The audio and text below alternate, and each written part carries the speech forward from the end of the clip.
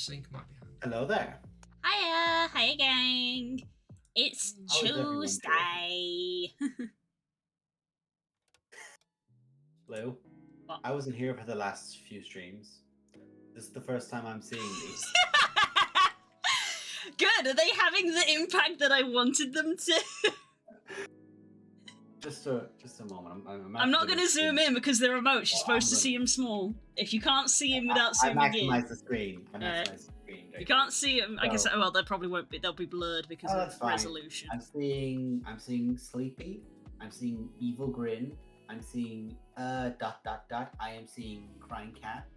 It's the Crying Cat, but it's me. I'm seeing two different versions of Teeth. Teeth. I'm seeing Please No and Cry and Angry and Mega Angry. T and the Delmara line. Yes, a couple of variants of the same ones. And obviously we've got like Angry and then Angry with the extra the thing on it. These were meant to be two versions of Sad, but I preferred this one much more. And these are all versions of the same. Right. I think the basic one works. I think these three, I think they're okay to have, but like, you know, if you get additional unlocks in the future, they just pad potentially, them out yeah. Because at the end of the last stream, I gave a little bit of a count, and roughly each sort of set. So like I was counting that as one, and these as one, and these as one. I basically will fill all of my emote slots if each set is taken forward into finalization. So yeah. I am noticing Hammer is missing. I haven't done Hammer now. Hammer will be fun. I will enjoy Hammer. For obvious reasons, I will enjoy Hammer. But yeah. So I gotta do wrist warm up and stuff first, obviously. But yeah, so we did a bunch of sketches. I did the Crying Cat sketch, and then Spook was immediately like, it needs to be more warped, and I was just like, but I traced the meme itself, and he was like, I'm just used to seeing like versions of the meme that are so warped beyond recognition. So I kind of warped it a little bit, but I was like, it's gotta stay in the square, so I can't warp it too much. So, don't know, either or. Yeah, Jack was helping me come up with ideas. And like Rex asking what's my favourite food, which is pizza, so it's pizza remote. Also, the mandatory pog. Yes, man, that was one for Spoon. I was like, oh, I gotta do the pog if I'm gonna be anybody on Twitch. Especially because your pog can get added to other people's pog chains that they're spamming to someone's chat, or so people will look at yours and go, oh, where's this nice one from? I'm gonna go get that. And I can actually kind of pog with my avatar, which is very funny to me. Very slightly, yes. Unfortunately, you can't quite get the lips, but... Almost. It's because obviously the tracking like views it as like where you're opening the mouth. Yeah.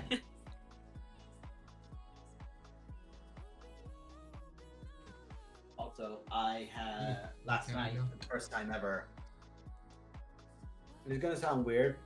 Let me off. First time ever wrapping gifts because never trusted for me to do. Wow. So how old? Crazy. I'd say the gifts get bought, and we tell you what we've bought, so that then you give us the money for it, and then it all gets put under the tree. So, like, if I'm buying something for my sisters and it's under the tree, they'll tell me because they'll have gone and bought it, because they trust them to get the discounts. And that part we don't need to know about. But I was doing it for the first time, and I'd seen a thing. You've probably seen it on Tumblr as well. Yeah, is this going to be one of those wrapping tip videos? No, something else? Oh, okay. No, it was. It just didn't work. Oh, sorry, but very unusual for me. I actually haven't been on Tumblr for like a week, and I check that site daily. So I actually haven't been on for a week. Very unusual for me.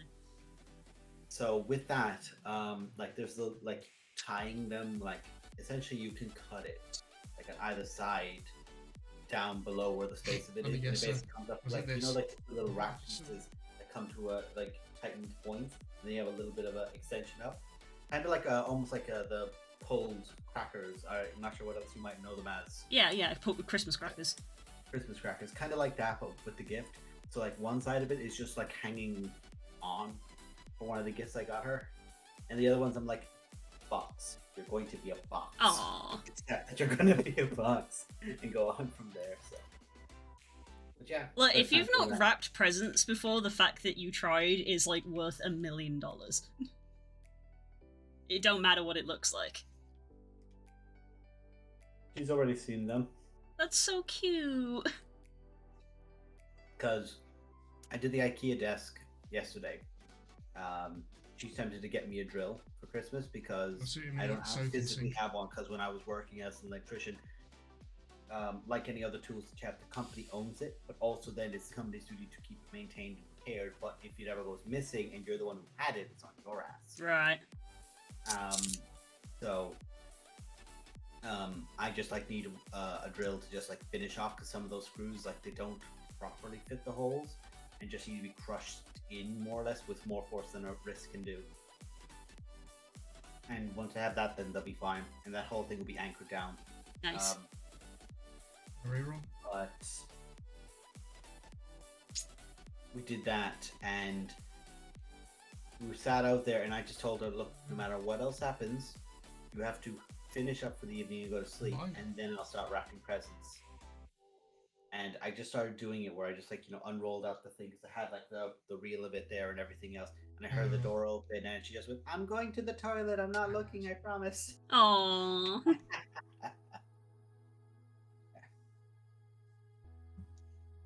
Reroll again. So I'm gonna dig here for a second and see what I can find. God, I basically haven't started with Christmas, which is gonna be bad soon if I don't actually do that. But I'm always so busy with other stuff. Inspected a lot of paperwork this morning. Mostly I imagine you guys have a lot of paperwork to do, yeah. It's mostly Spook, and I'm just sat next to him going yes or no when he like questions. He's like, "Is this?" And I'm like, "Yes." Is that? No. In the cupboard.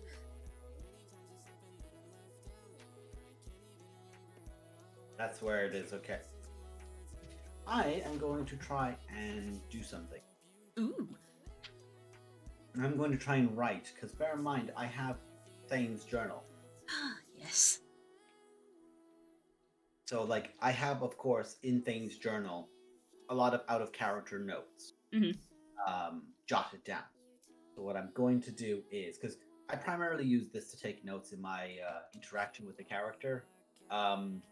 You weren't there for the actual thing, but Thane mentioned afterwards the Avarina that he spoke to, which again, for me, is a wild concept. He spoke to one.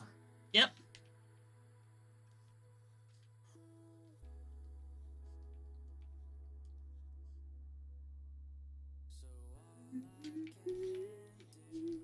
Not sure if you can hear the punches, but good punches. It's no, Discord's noise cancellation is normally pretty good for that. barbecue hula hoops. Oh, fair enough. I've been grazing on Nutella almonds. Here's your plate, sir. Very tasty. If I could have another back, a mouth on my back, where I could just have almonds funneled in, I would.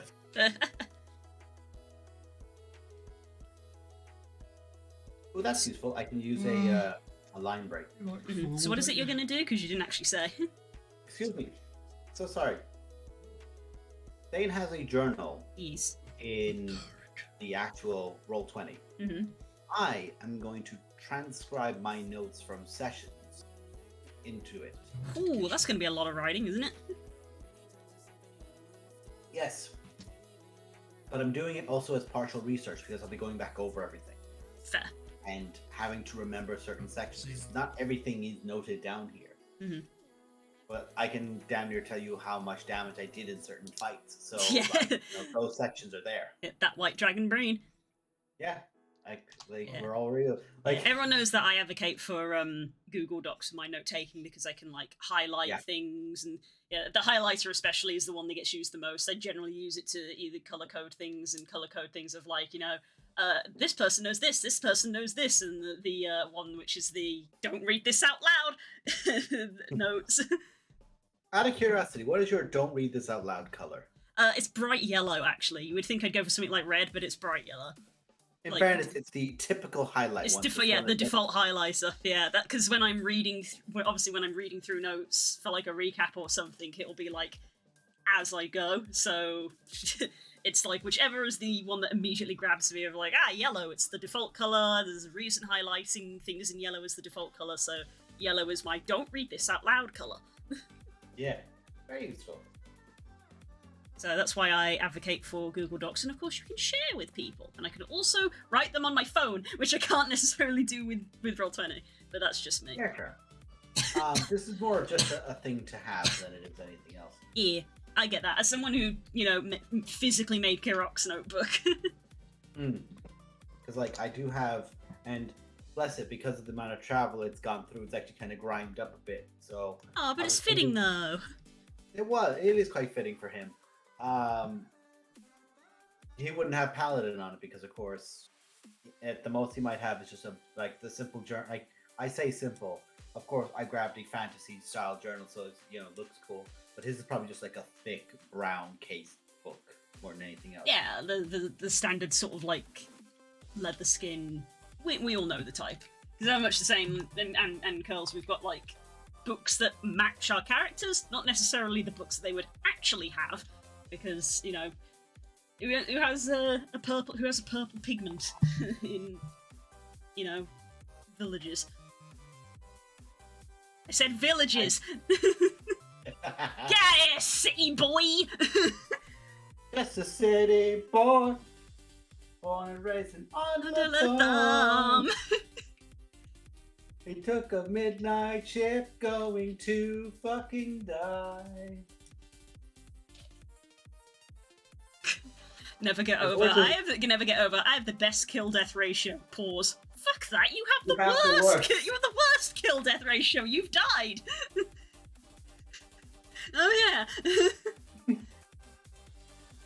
I feel like those are times where I just out of character need to just go, I'm gonna take that comment out from the character because I don't think he'd forget that. I'm a dumbass. No, that was 100% an out of character comment, which is why we were just like, lol.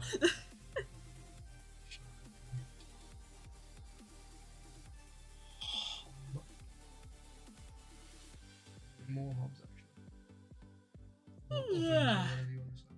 That's a good sign. I'm yawning at the start. Mm-hmm. I'll be up early tomorrow because people are coming. Again, more adult things. More things you have to do as an adult. Yes, stuff relating to selling properties. Yeah. And I'll be popping over, I think it's... Yeah, and I think I already mentioned Spook Yeah, time. yeah. I can't check into the Travel Lodge till free. Yeah. Well, I already told you what's happening with me. 3 might be when I finally turn up. Hey, well, we might break as an estimate. Yeah. No one's going, you're not here by 3, you're scum. No one's going that way. But I saw this thing. Because, of course, very recently in the Pokemon stuff, Ash got his win. Yes, he became the world champion. He did it. He did it. He finally did it, says we. And tell me there isn't much more things more thematic than, oh, you defeated a Charizard. The Pokemon which, by all accounts, cost you your championship. The first time you could have won it, your Charizard just decided to not fight.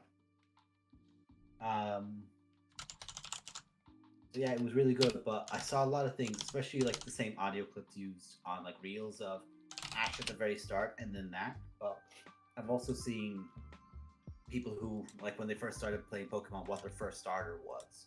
and what they're like, which one of the three they picked for the most recent one.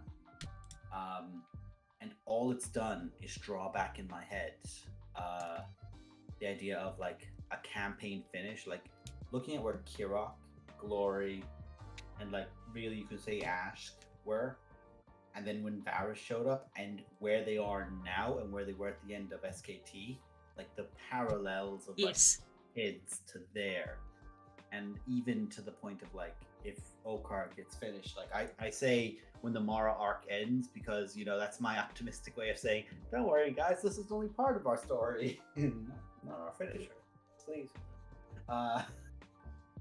But thinking about like all of them being in Talus for the first time in that shitty little 20 building village on stilts so that you couldn't get drenched in the mud, and imagine them all like sat at the docks on the stilted above platforms at the harbor looking out on a new day.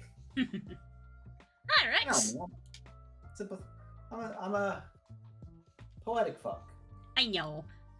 Das is in the box. You've seen Das in chat. Das is here in box. Yes, I am present in box. You could tell by the at that is below my name. Yeah. That is the at you see on the Yes. bottom. That's their Twitter. You can follow them on Twitter.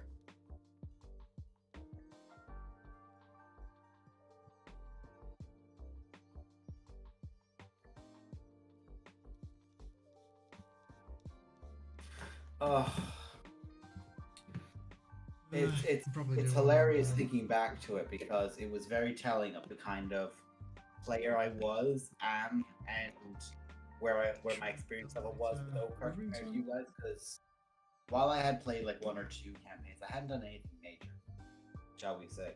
But I remember, because my mind's of course been drawn back to it, and I'm reading over it again, the sharp like contrast of Rexy, you can't eat me, fuck off. And also them. If you're gonna threaten to eat me, get my pronouns right. Anyway.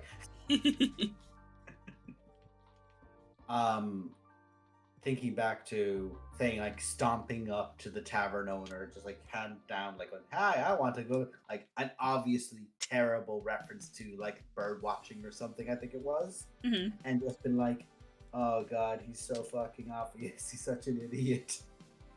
Oh, bless him. And then, of course, first thing he does, oh, she looks like a half elf. It's like, well, yeah, she kind of does look like a half elf. So, like, that's his presumption. And it's like, oh, she's not a half elf. Yeah, well, that was specifically how I described her, because that was the intent. Yeah. And then the entire, like, first, like, 2 or 3 sessions, I'm just like, what's your fucking class? What is your class? What is your name? Tony. But you can only have a fun dupe once or twice, so you take it when you can, basically. Oh yeah. And back then it was one of those things where it was like, if you put these two classes side by side and squint, you can kind of pretend that one is the other, at least for a little bit.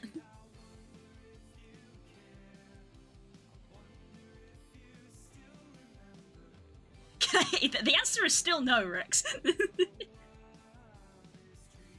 I remember the Indiana Jones fucking like dive of Zalin thing, like, okay, grab the thing and book it.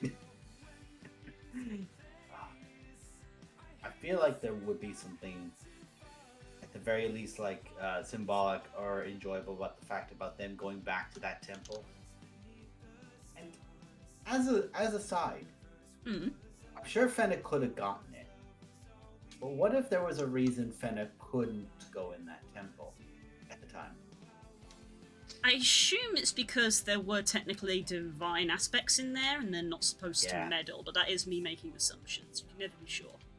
True. Because I remember there was multiple characters, of course, present, and once I go through the notes, I'll register them, but I keep thinking back to this notion of like, were they all dragons? Are they all fucking dragons? Yes. And it's like, all of you are dragons, so where's the other two? I know one of you is in a box.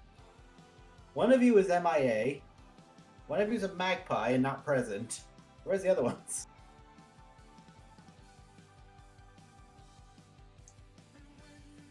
Aw, hugs. Hugs, What do we hugs. get from research?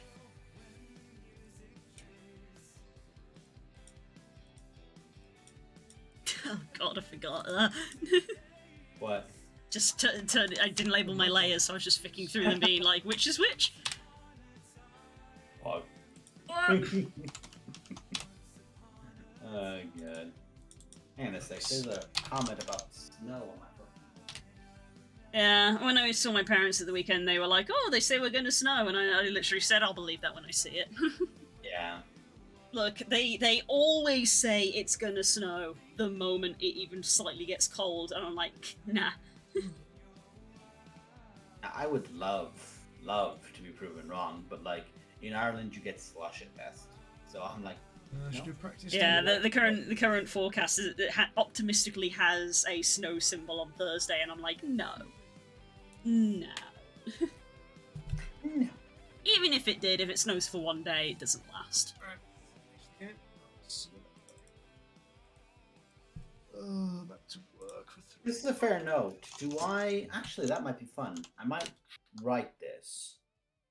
I could have a lot of fun with this. Actually, thinking about it. Okay. What I can do is I can write this from Thane arriving in Josiah as part of the Civil War.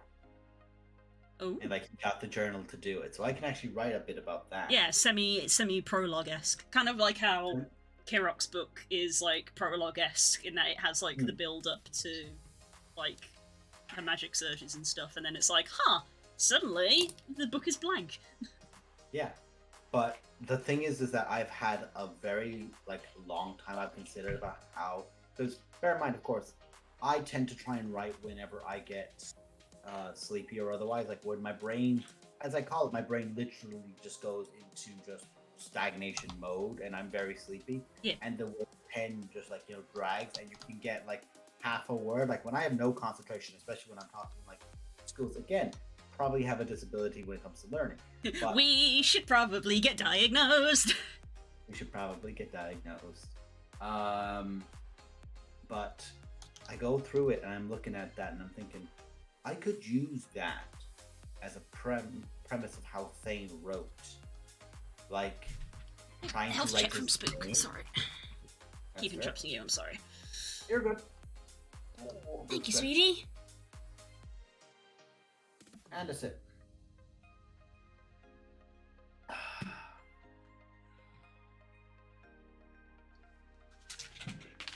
You're fine. I mean, let's be real. I have a beard. Masculine tone. Even I slip up sometimes and I feel bad when I do. Yes, but also every time you slip up, you wince, and I know there's like an audible wince when you do, and I'm like, yeah, I'm not. Because there's always there's a split second between me saying it and then my brain going, "You said the wrong thing, fuck." You're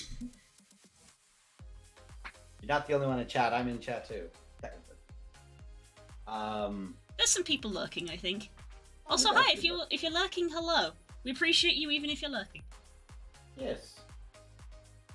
Appreciate the lurks, but having this thought right, because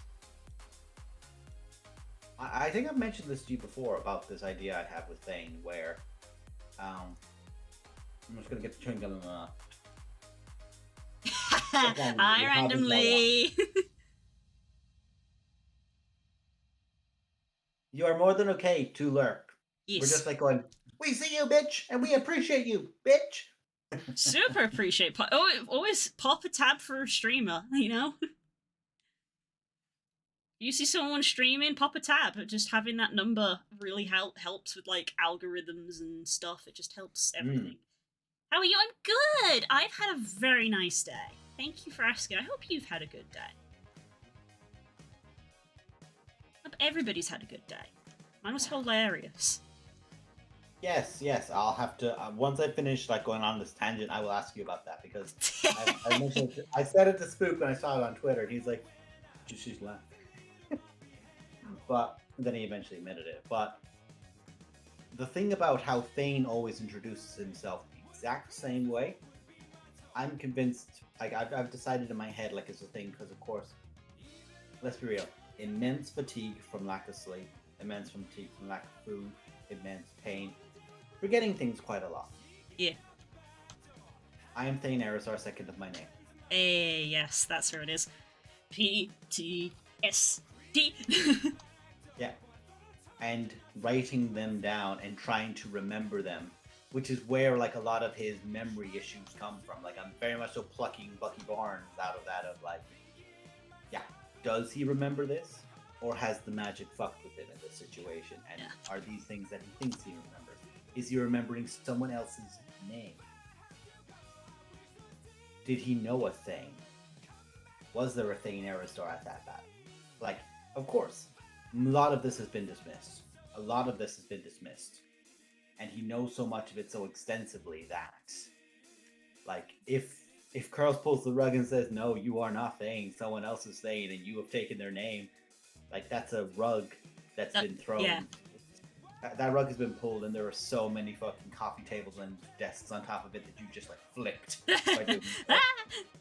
Like, so much of a basis is there that you've just tossed up. But if it happens, it's fucking hilarious. But he's always had that fear. Of course, like, realistically, it can be dismissed, but that doesn't mean that it isn't a considerable, like, concern for him. But that's the thing of, like, I am famous. But, like, he's not sure. And, like, this is a fucked up thing. He can't remember certain people's faces. Like, yeah. He drew Lucille. That's how things like that take people. You know? Yeah. It's, I mean, it happens a lot because you and me have similar tastes and similar inspirations. I've done it with my characters. You know, we've got Kirok and the Castle in the Sky, you know, sort of, you know, repeating it over and over and over, the Castle in the Sky, the Castle in the Sky, Castle in the Sky, and it's like, you know, people asking what it is, and she physically can't say because it's just so trauma-inducing. Yeah.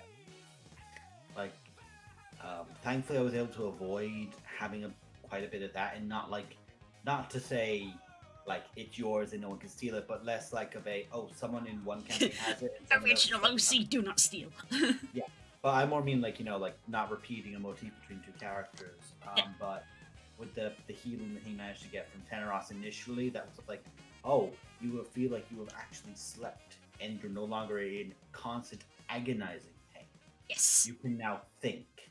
And the first thing Thane thought was, fuck, we're in a trap. Josiah has been, like, cut in half of its military force immediately. Like, that's his immediate where his brain went, shit! Half of the guard aren't ours. But that thing of where his head was, and like that stupor that he dragged himself out of, and again, like as you mentioned with Kirok and the Castle in the Sky, Thane and that wall. Yeah, the wall. Oof. The wall's gonna be, if Curls like does pertain to make us do it, like I kind of want to, but of course there's a practicality of it. Like we'd have to have a reason to go to the wall. Like Mara throws up some shit that's like, aha, you can't teleport past the wall. I mean, you have to get over it first. Yes. Or something similar.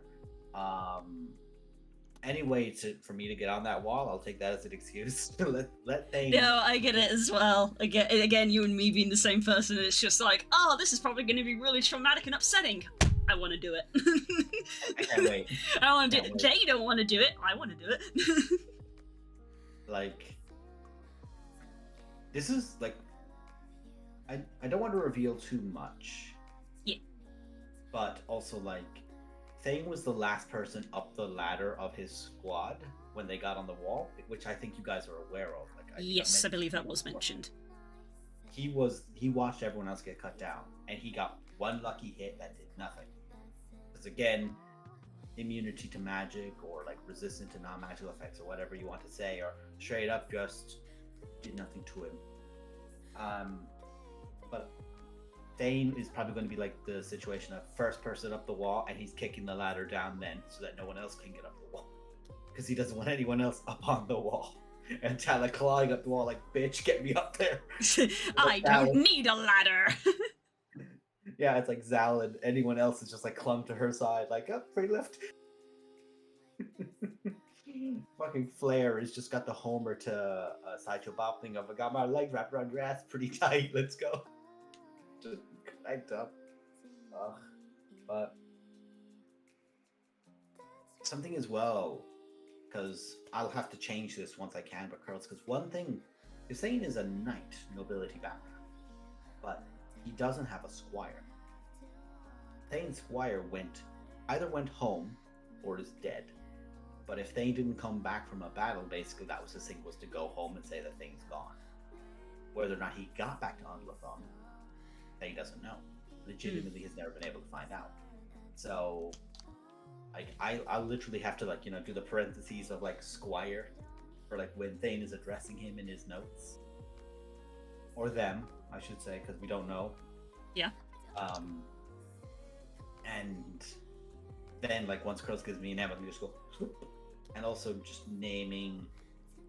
The thing about it is that I've always had a few ideas for the characters that were quote unquote Thane's squad, because again, further addition on trauma of the idea of he technically had a party, which was his squad, was a group of people, a group of 4 or 5 people that were with him, and they were civilians, commoners, peasants, with a sergeant. I was leading them.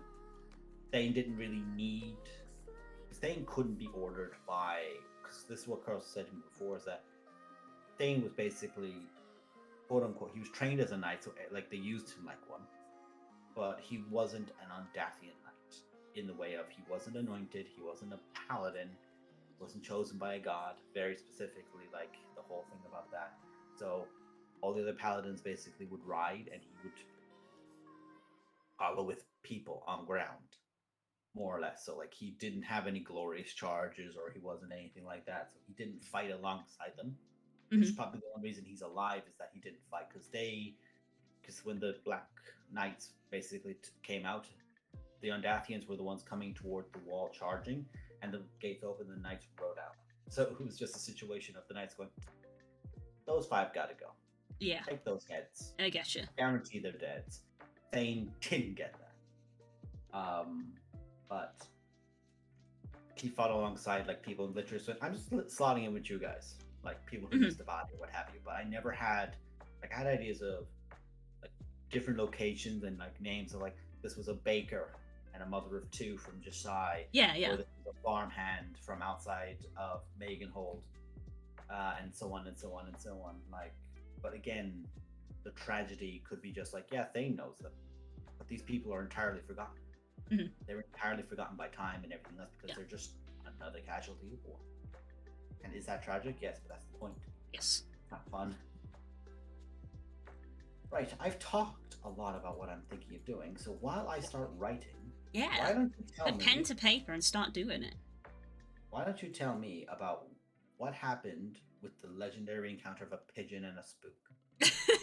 It's not that legendary. We were just walking through town, and you know how city pigeons are, where they're just so used to people that they do not react. So this pigeon basically was just in front of us and didn't react until we were basically on top of it, at which point it did the whole panic, and it flew up, and it flew at Spook, and of course we both ducked, and afterwards he was I actually felt that he brushed up against my face, and yeah, so the story is not nowhere near as funny as just saying Spook got hit in the face with a pigeon. He was that pigeon did hit my face as it went by, so... that's it, just the standard city pigeons being city pigeons, really. City pigeons having no concept of fucking social distancing.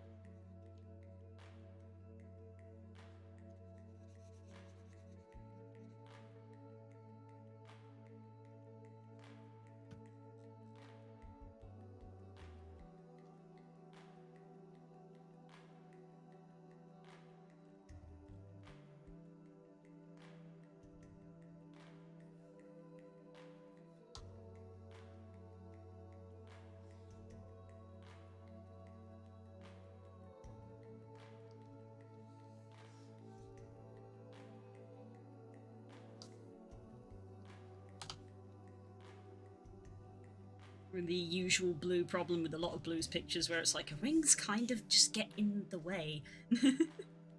That's the point. It's like, look how That is beautiful they are. That is the point. They're meant to get in the way. Something's in.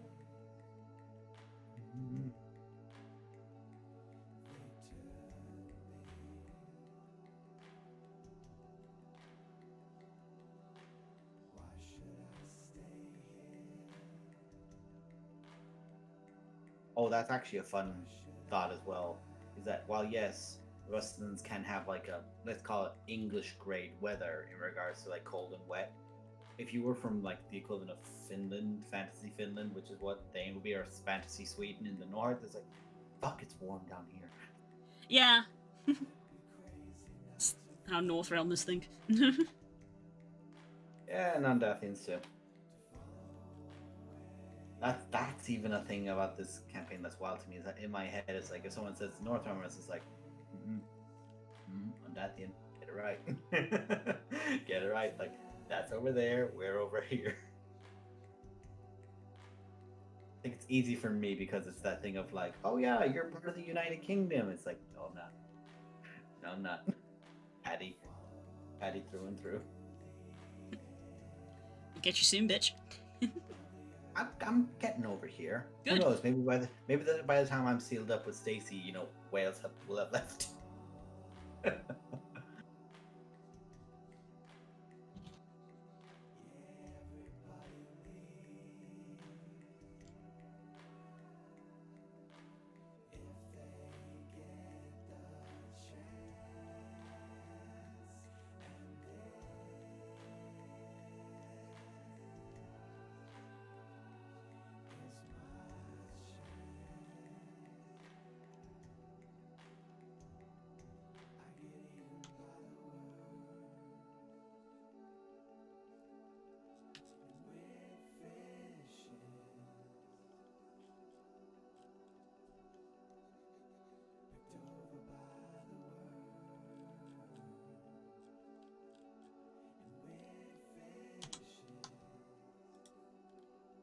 It's gonna be one of those concentration streams. Yes, because I'm actually doing something. Rather than me just like waffling for the food. I will waffle a little bit though, because I saw a thing. You've been on Tumblr. You've of course seen that there's a film that's been discussed which doesn't exist. Mm-hmm. Like, for anyone who doesn't know, basically, there's a premise about a film that had been done like in the 70s or the 80s or something again. It was a mobster film that never got made. Literally photoshopped, but everyone has just like agreed all at once that this film actually did happen. Even the director, who's quote unquote the director of it, I think it's Mark Scorsese, it is, but I'm probably butchering that last name. He's like said, "Oh yeah, I did that. That's my film," Right. and it's absolutely not happened. But I was like going through my like usual video essays that I listen to, but usually things of like details about Warhammer lore or their details about like SCPs and like. But I was listening to one about an SCP, and it was about a meta. I'm trying to say, but essentially, the concept is that this book, this concept, would infect other narratives. So let's say you have a film, and people are discussing the film. However, in that film, there will then be a comment about, or when people, it won't be in the actual film, but when people go back and they're writing about it on a forum, they'll make a comment about, oh yes, and then this scene where X happened. And then another thing, like a book, people will be writing in somewhere else or discussing it or like typing it up or what have you. Oh yeah, like this that happened there, or this that happened in this section.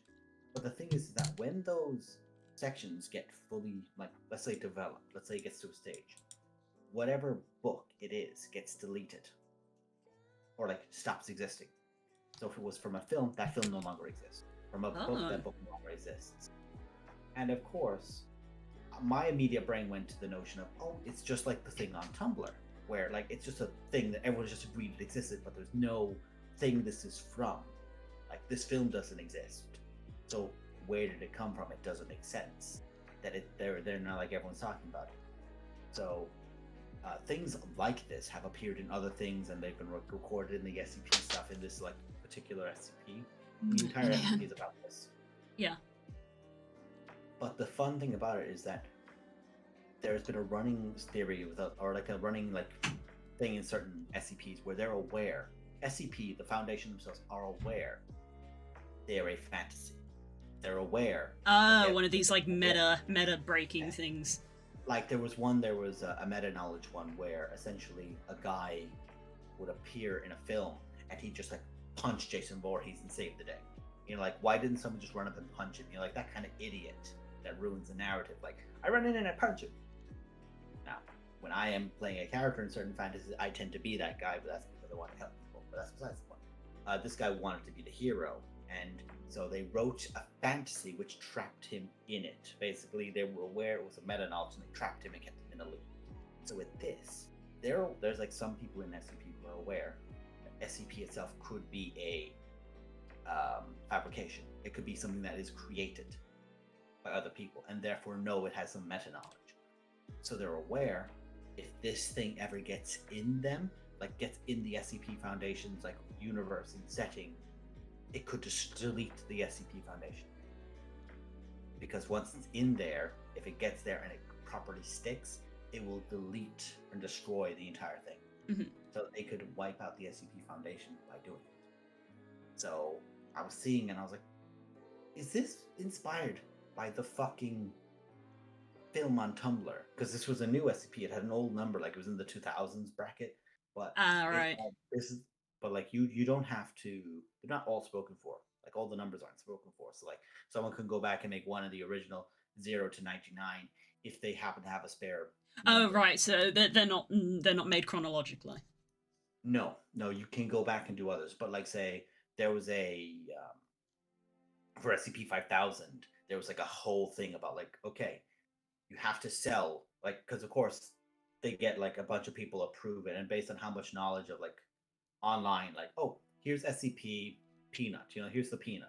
I present you the Peanut SCP. Here's what it can do. Here's what its threats are. Here is how you contain it. People look at that and go, this is well written. This is approved.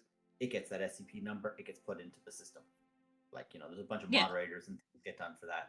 Like it's like voted. So they did that with 5000. So like, you know, stuff like that, which is very specific, of course, gets held. Like SCP, when the 6000 bracket happens, SCP-66666 is going to be a big thing. Probably. Yes. They're probably going to do like some fiendish one or demonic one. But like they're aware with this one, like, so this is in the 2700 bracket. So they're like, oh God, this thing could wipe us out. But they have like an entire thing about it being uncontained. And like, oh yeah, we have all this documentation here. And all this documentation we have will allow us to know what this thing is. And all that data has been deleted by O5 Council. Because what they've realized is the more detail you have on this, the more it can infect your setting. Right. So like, you know, it gets built this like that premise. And I'm just out there going, is this based on the goddamn Tumblr film? It could be. It could be.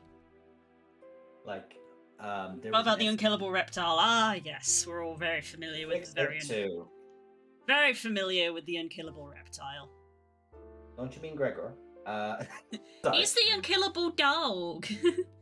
He's the unkillable dog. Not quite, but hey, the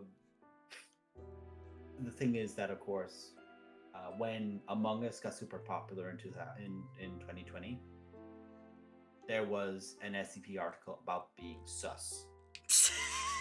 It wasn't even a joke one. It was literally just how it was presented was like a meta knowledge, not meta knowledge, but like a cognito hazard. So once you know about it, it's then infectious to you, and you can spread it to other people. So like, you know, you have to take amnestics that, you know, wipe your memory of certain things to be free of that kind of stuff. But the whole concept was like, if you thought someone was sus, you got paranoid, and like it was hyper paranoia, but like an extreme, like serious level.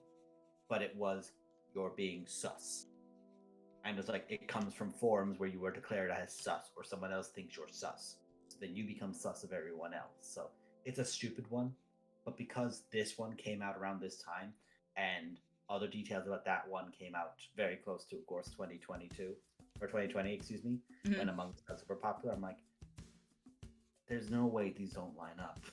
Oh yeah. There's no way.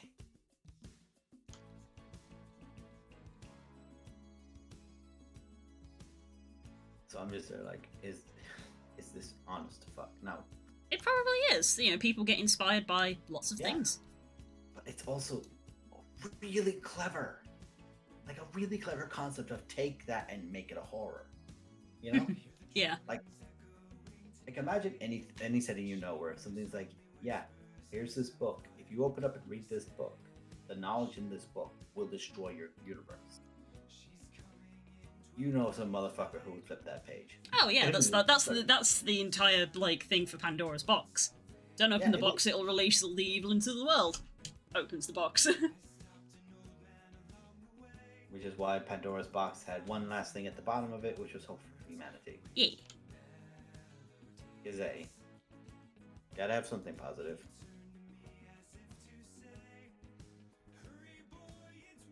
You gonna go to sleep, Rexy? Gonna go over nap? Tablets make you sleepy.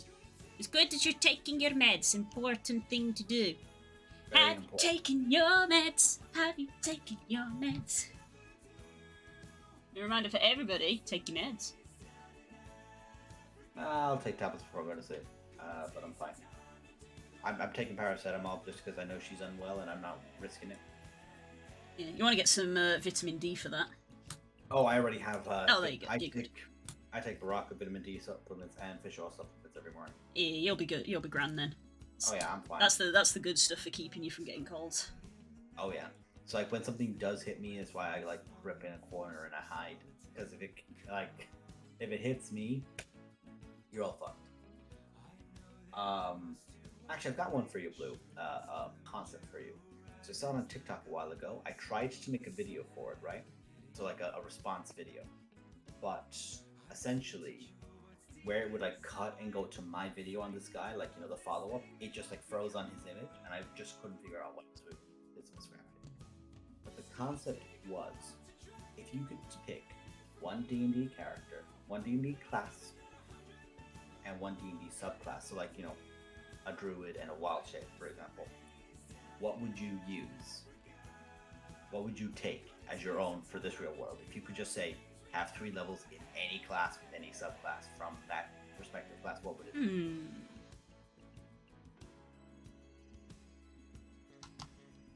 Just in a real life setting, just like from current day-to-day stuff.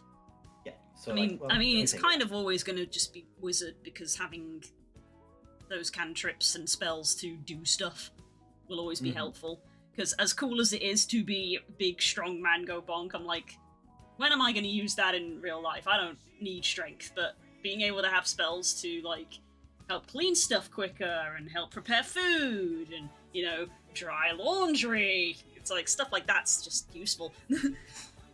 Yeah, like you can think about like your energy bill would immediately die.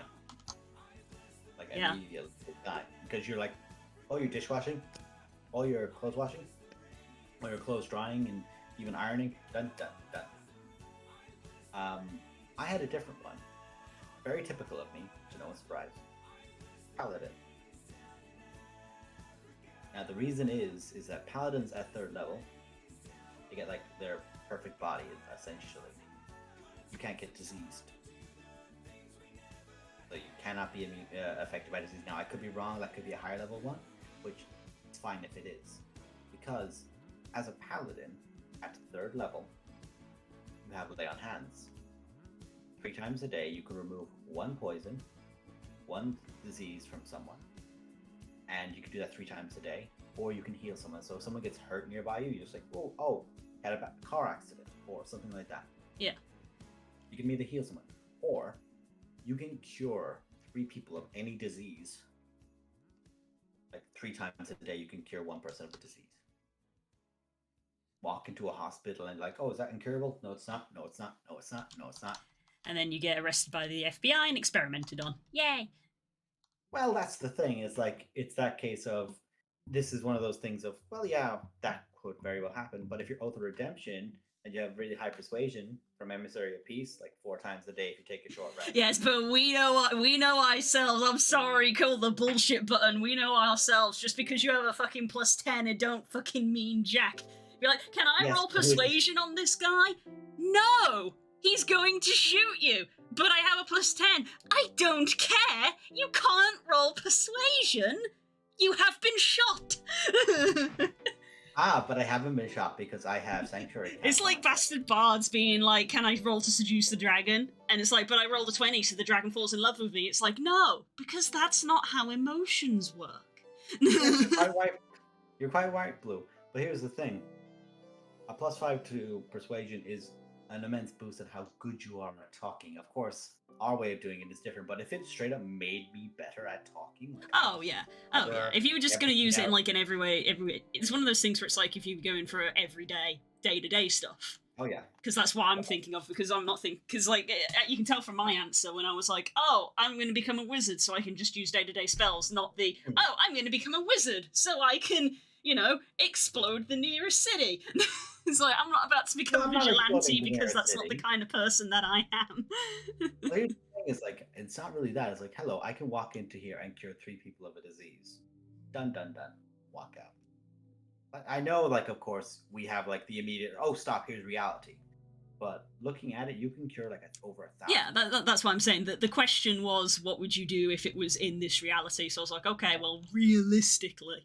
That's what I was saying. Well, that's the thing. Like, I would look at that and go, like, yeah, you've got, like, the thing about stuff like that is, like, you have to pull it from a god or whatever, but, like, it just doesn't matter. You just have it. Like, having the ability to do that, cure poison, heal someone from being incredibly injured, I'd take that. Because I think those would be immense. Shows how much of an asshole I am when I'm just like, I'm gonna take stuff to help me. and I'm here like, I can cure a disease of 1,000 people in a year. Who's the jackass here? It's me. I can go and give blood, and my blood cannot be like affected by disease or poison, like resistant to poison. That's one of those questions where it's DMs. It's like, it's my blood, so is it resistant? DMs would be like, bitch, it's not in your body anymore. It's not magical. I know. I've literally like been sat there like thinking like, well, would it apply? Would this work? It's like, of course, this is where like you'd get into the side. Yeah, of the nitty. It would depend on a DM. Yeah, one DM would probably go, yeah, it's your blood, so it's magical blood, and another DM would go, no, it's not in your body, so it's not magical. Blah. But that's the thing is like, you've got that side of it where it's like, yeah, well, here's all the practicals, or whatever. But like, like the nitty gritties. But then it's like, over 1,000 people you can heal from a disease in a year. I take that. Yeah. Or, oh, is that car going to hit me? Shield of Faith or Sanctuary. That car cannot hit me. It has to move. It has to go. That's not Go with no shield. Go with shield, not Sanctuary. Go with shield, not Sanctuary. Because the moment you're like Sanctuary, it's like cool, swerve onto pavement, hit 10 more people. That's a trolley problem, is what you just did right there. That's a trolley problem. Don't do Sanctuary. Do shield. 10 people to this problem. Yeah, don't do Sanctuary. Do shield. No, hold on a second. You introduced 10 people to this problem. I didn't. You threw 10 people in front of a trolley. Those 10 people did not exist in my narrative until you put them in there. And that's what I was saying. If you're in a public street, there might be people do shield, not Sanctuary. Did I say public street? No, I just say get hit by a car. There are plenty of other times you get hit. Where do you go that isn't a public street that has cars that you get hit by? This is day-to-day life. Yeah. And I know country roads where you can get hit by a car and it just goes whoop. He's like, I'll take the whoop. Oh, so it's a situational thing. So if you're in a countryside, we use Sanctuary. If you're in the city, you use shield. That's the difference. Use aid on yourself to give yourself temporary hit points. You get hit by a car, you get back up. Oh god, because you have access to second level spells, so you could. And lesser restoration, it's like, oh, are you blind? No, you're not. Enjoy. I'm going this way. And again, like, there's more and more things you could look at it and go, there's a lot here you can do, which is really beneficial to other people. Again, it shows how shitty my brain is, because I'm just like, alternatively, become druid and live in the forest eternally. Just feel like, you know what, fuck you, human race, you're not my problem anymore. Until you get shot, and then you stand up on your hind legs as a bear or a wolf or something, and then there's a new lesson story, and 600 people with guns chase after you. It's not fun when the narrative is turned on you, Blue, is it? Is it? Yeah, it's fun, isn't it? None of it works. None of it works. I went wizard spells so I can just get my laundry done, and then one of the neighbors just like, I saw this woman casting magic, and then suddenly the police are on your door, and it's like, ah, fuck. Reality sucks. This is when we play Final Fantasy and D&D. Yeah. Cast invisibility on yourself and walk away, and hope they don't have heat sensors, which they shouldn't. Just like walk out the door like, oh, it's the weirdest thing, they're not here. And then you like come back and you're like there holding your groceries like, no, I've been out of town for the last 2 weeks. No one's seen me. I'm just coming back with my groceries, like, because I just came back to town today. What the fuck is she on? What's she smoking? Also, Blue, this is from our perspectives of people who have been in Ireland and in the UK. Can you imagine like someone in the States like, oh, this person was casting magic. Yeah, they definitely cast magic in the States or something. Like they definitely someone smoking something. You know what happened to you is like you'd use magic at one point to make a kid smile or some shit like that, or you do something like very like specific like that, and then suddenly there's just this like stupidly mad notion of just like you get like posted up on TikTok, and someone just is convinced it's just TikTok special effects. That's it. Like or you think of like any of this magic gets used, and everyone's just like, no, there's so much visual effects nowadays. That's not real. That's not real. It's a fake video. Fake news.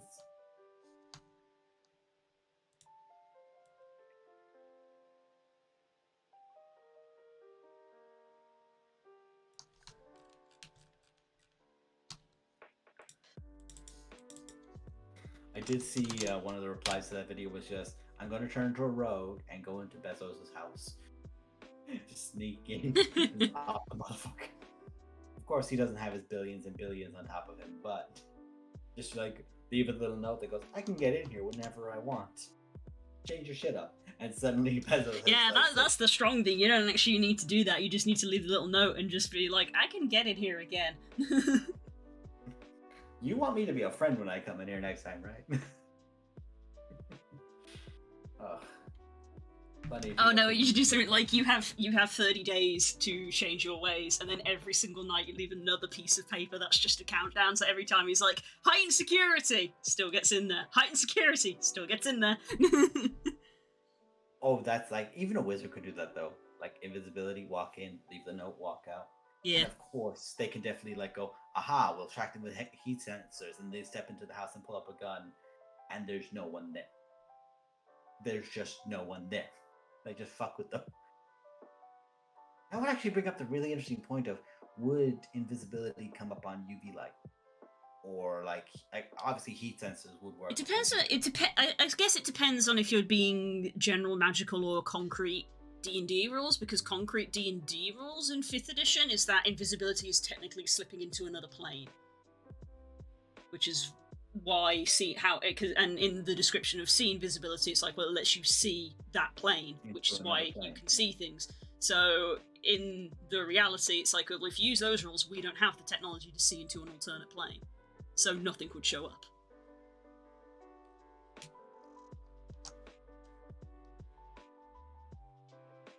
Yeah, true.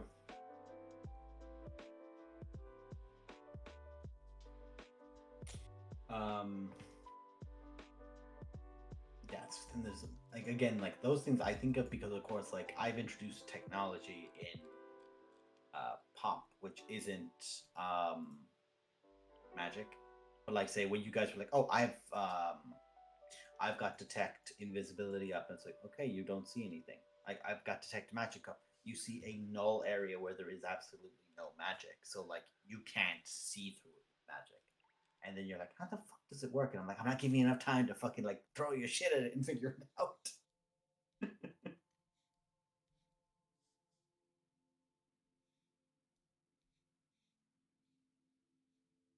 Ooh.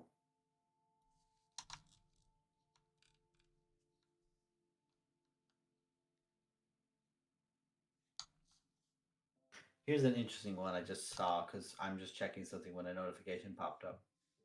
The came back wrong trope, but the character knows that they came back wrong. So they're acutely aware of how different they are now from how they were before, that it drives them fucking insane. They're stuck trying to return to somebody that's long dead. They can never be the person they once were. Everybody around them knows it. Deep down, they know it too. But they're trapped in the cycle of their own making, of trying to revive someone that no longer exists. Oof. That sounds like fun. I definitely didn't get that from Curls' Tumblr blog.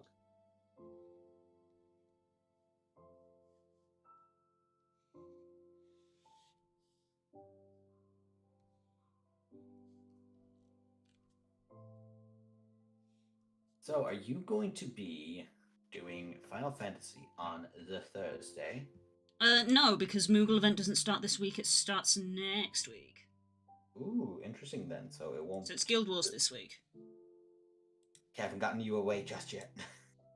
Hey, once the Moogle event's over, I'll be going back. I'm really enjoying Guild Wars' story. It's a good story. Yeah, and that's fine. Like, ain't no shame in that. Ain't no fuck. Say, thank you. A good shout. Good have.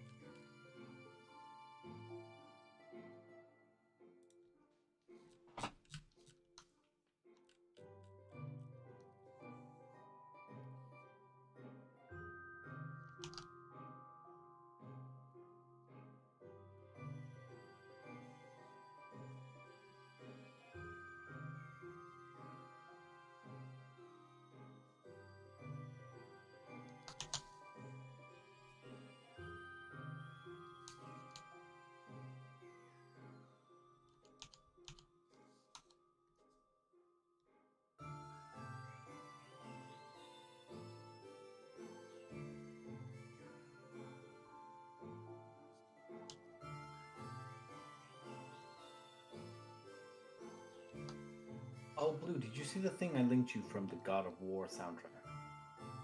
I'm not sure I did. There's a particular just song, Blood Upon the Snow. It's got Bear McCreary, who did all God of War soundtracks, but Hosier does the fucking vocals of it. Oh. It's a banger. I'll I send bet it it to is with Hosier in it. Yeah, but the thing is that I listened to that for all of 2 seconds and went,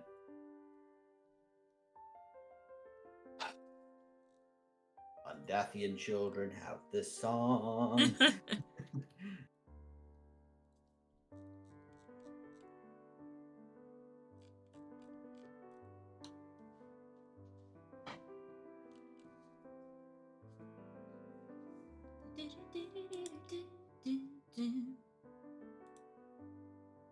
Another one of those things, like, the longer I look at it, I'm like, yeah, the fact that Thane has like a lion as his sigil, it's like, it's fine, it makes perfect sense, because of course it's not his, it's his family's. Yes. But the longer I look at it, it's like bear would have made so much more sense, but that's also fitting for the Aristarchus that they don't really fit. That's why you gotta do what Spook suggested and have a whole plot about Thane changing and making his own, because that's what they did back then. People would make their own heraldry. Because yeah, that's Do the thing it. is that, but like the idea is that, and a really easy side in is that there's like I think it's 3 bears. That is the Rustleman's one, or it's a bear. Mm. Thane having a bear, like returning to Unlithon knighted by Cordelia, but having a bear, like a tower with a bear, because the tower is the Aristar one, but the animal is the lion. Having that, like having a bear put in there, as a marker of where he has like risen in, Yeah. would be a really fitting thing, and would just like fit because also there is that notion that like, yeah, the lion doesn't belong in the north, but the bear does. Yeah. It's a symbolism for the character growth. Yeah.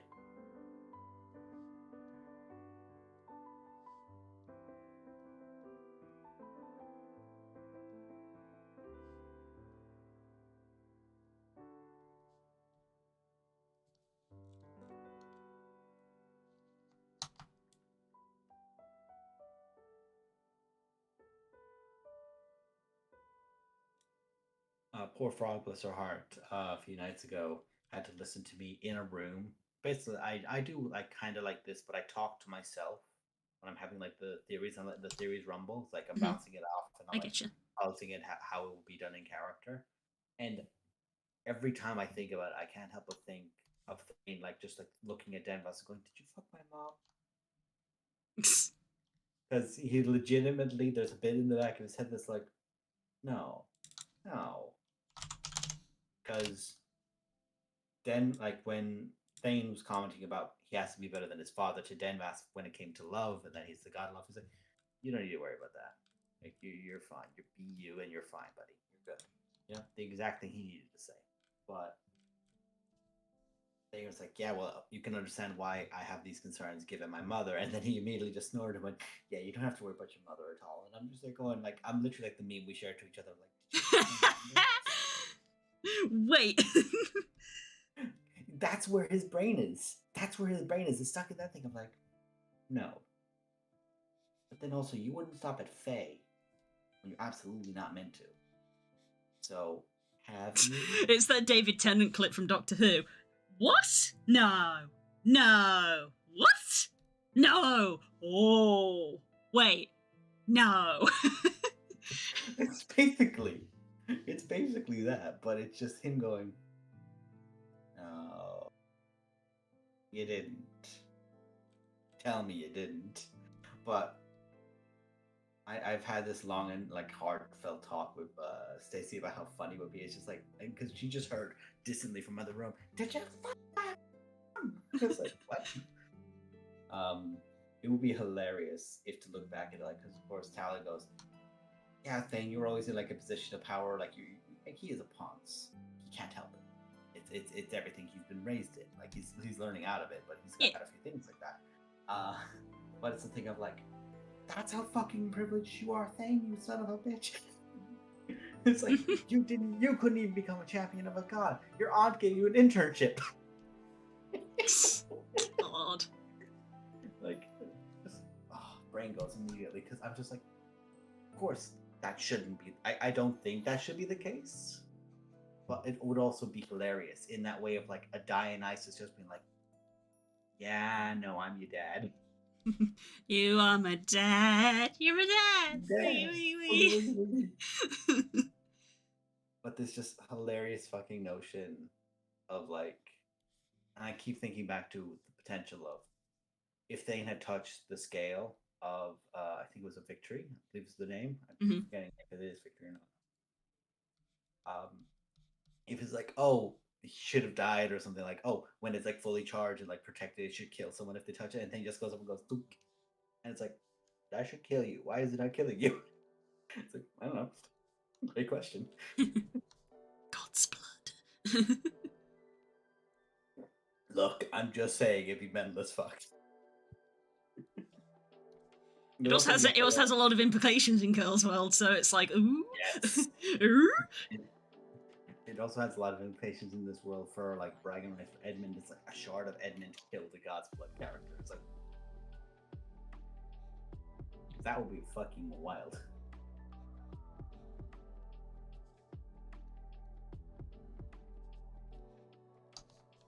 It's legitimately,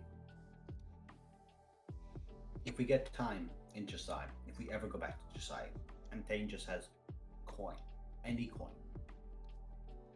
he is very tempted to go back down. Because that's the point, it's meant to tempt you. Yes.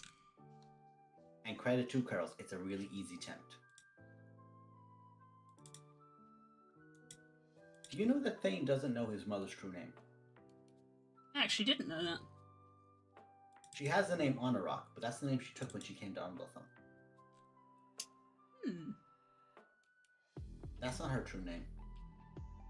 Well then. So Thane would go down with two questions. What was his mother's original name? And also, then you have a notion of, why did a North Realmer flee Unlotham? What kind of North Realmer could get away with fleeing from North Unlotham at that time? Oh, look at the buddy. Heck, yes, and I need to get the clip one. That one. Nope. Where's the file? The other side of it is, what's her true name? Just like how Thane knows Lucille's true name now. Or at least the names that she's been most frequently no, it's not Thania. Thane's name core is actually quite depressing, in all honesty, but... Oh, come on, everything about Thane's depressing. He's a D&D character, everything about Tal is depressing. True. The thing about it is that Thane is Thane the Second, because his uncle, on his father's side, was Thane the First, was the oldest son and was meant to be the ruler. He was meant to take over the Aristar name. And he was all set up to do it, and he died on an unfortunate hunting accident. Mm-hmm. Died in mysterious circumstances. Yes. And now his father has that position, and his father is terrible at it. To the point where I'm convinced, and I wouldn't be surprised if narratively this popped up, that it actually gets raised up that someone else made them choose the name Thane for, well, Thane, because, well, Thane is meant to be the Lord. Let's get it right this time, everyone. Because Lairge absolutely was not meant to be the Lord. We've got plenty of happy characters, Core. There are plenty of happy characters, and they just get put in one-shots. We have plenty of happy characters, and then they get put in campaigns. True. Nalsto's a happy character, Core. Yes, Nolsto was a happy character. He was a very happy chappy. Yeah, and that's why we loved him, because it was literally just like, can you get this guy down?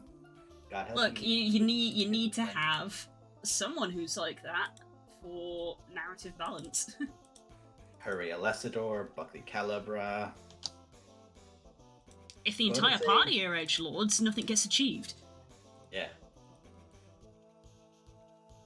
At the same time, you have to have a party that can like change. It's like, oh, I need to be the adult here right now because they need emotional support.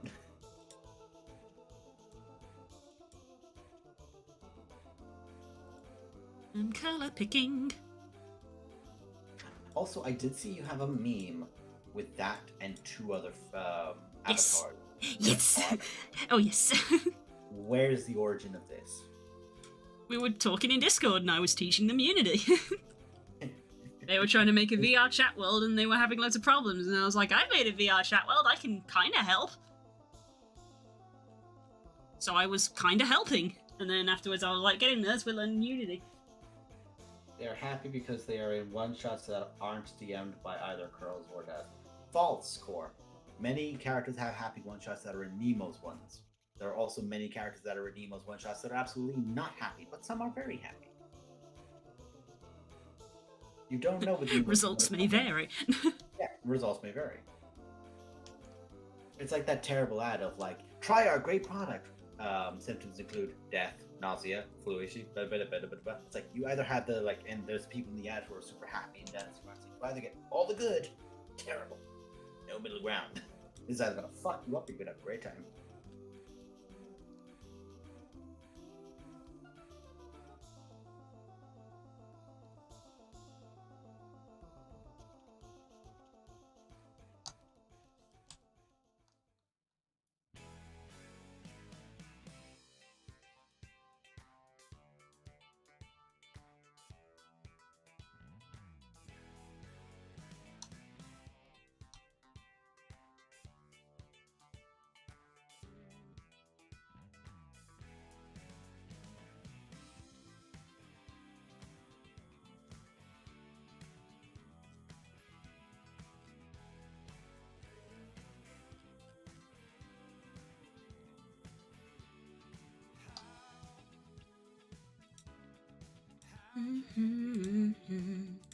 Hello, dragon.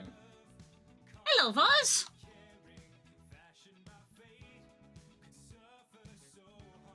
No one's happy. Yes. No one is happy being DM'd by an Eldritch being except melee and Warlock. That's exactly how Warlocks are.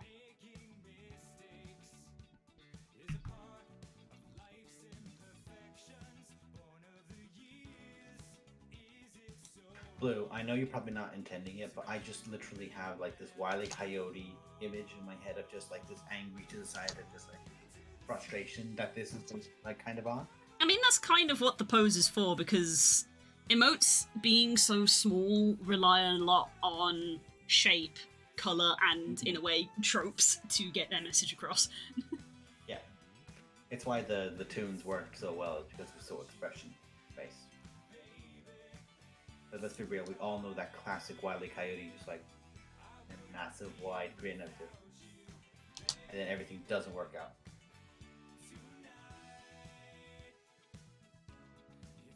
You plan to animate any of these, or is this something you can do? I think Blue can do it. It's just a case of I'm not very good at it. You know, the only animated emote that I have is one that came from a generator, basically. I know how, in theory, to animate because I know how to access frames and do it. I just like, I'm not an animator. Basically, I've not been taught basic fundamentals of animation, the book, and all of that. So it's one of those things. Like in theory, I could do it because I know process, but knowing the theory is not enough. You need to have practice, basically. It's like me. It's like I fully understand how to wire a full house, but I'm an industrial electrician. It's different.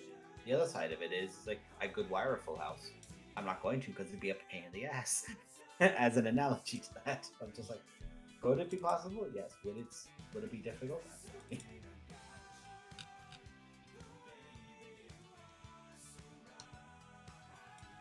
I will say she. God damn it! I tap back just to get in there. Get in, nerds. We'll learn Unity.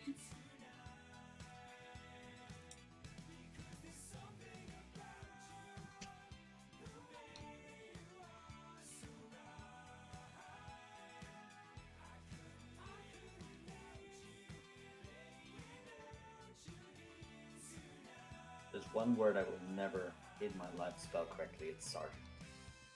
Never get that right.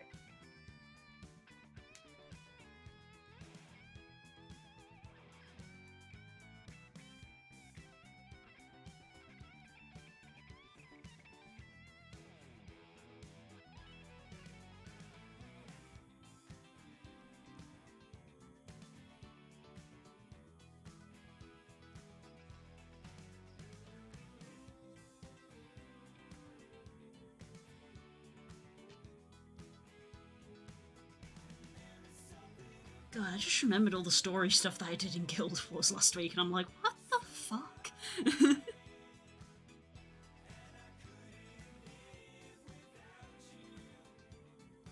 2 people died, one of them we don't care about, and then they came back as like a horrible plant amalgam monster? Yeah. And then we got the egg, and then we got like empowered with like the spirit of the baby dragon inside the egg. There's so much happening.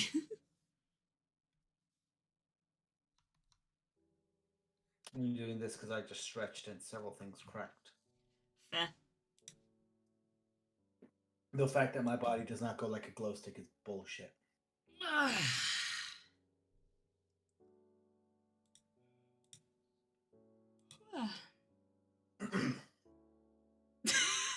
Oh my god, Buzz, that's actually quite funny. Hang on. Let me write that one down. Shining goggles. He sent me a picture of what he means. Oh, right. Oh, is it like It's the anime push. It's the yeah. anime push the glasses up, but with Blue's goggles. So I was like, Blue Oh, doesn't wear glasses. Oh, right. Oh.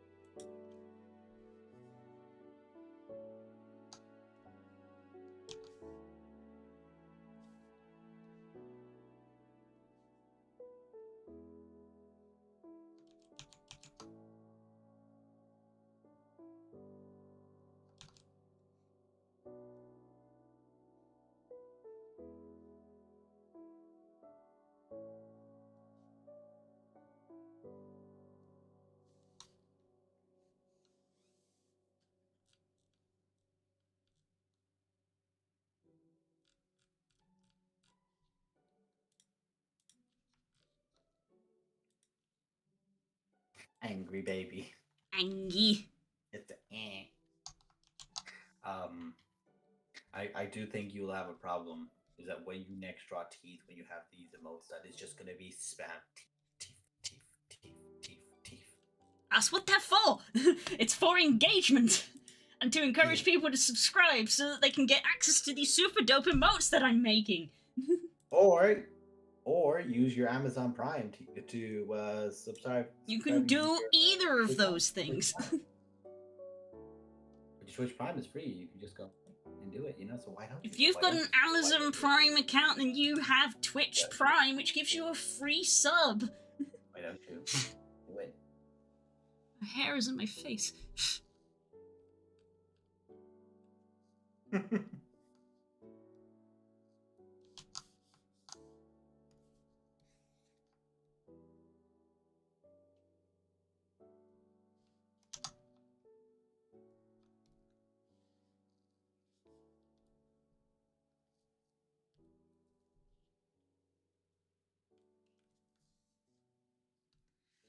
I'm trying to buy a house. In several months, I will be a homeowner. Yep.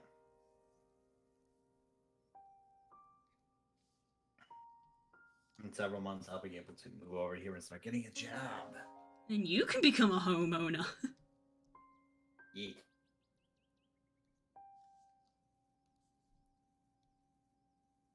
It would be hilarious if, we found somewhere on the far side of Cardiff from where we are. So, it's literally on the far side of Cardiff, so it's on the right side towards you guys. That'd be great. Actually, just need to get up.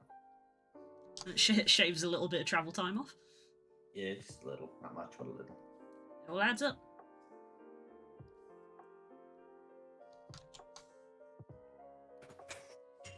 We're moving 20 minutes closer to Spook's mum and dad, which is obviously huge, but we're moving about 10 minutes further away from mine, so... Mm-hmm. So, mine are not necessarily too pleased about that, but I got very defensive and I was like, I cannot afford to move closer to you because you live in a very good area. Good for you, but also it's not good for me. You just got a deal. Really happy you spent your entire life saving up and building up so you could live in a nice area. Great, I need to do the same.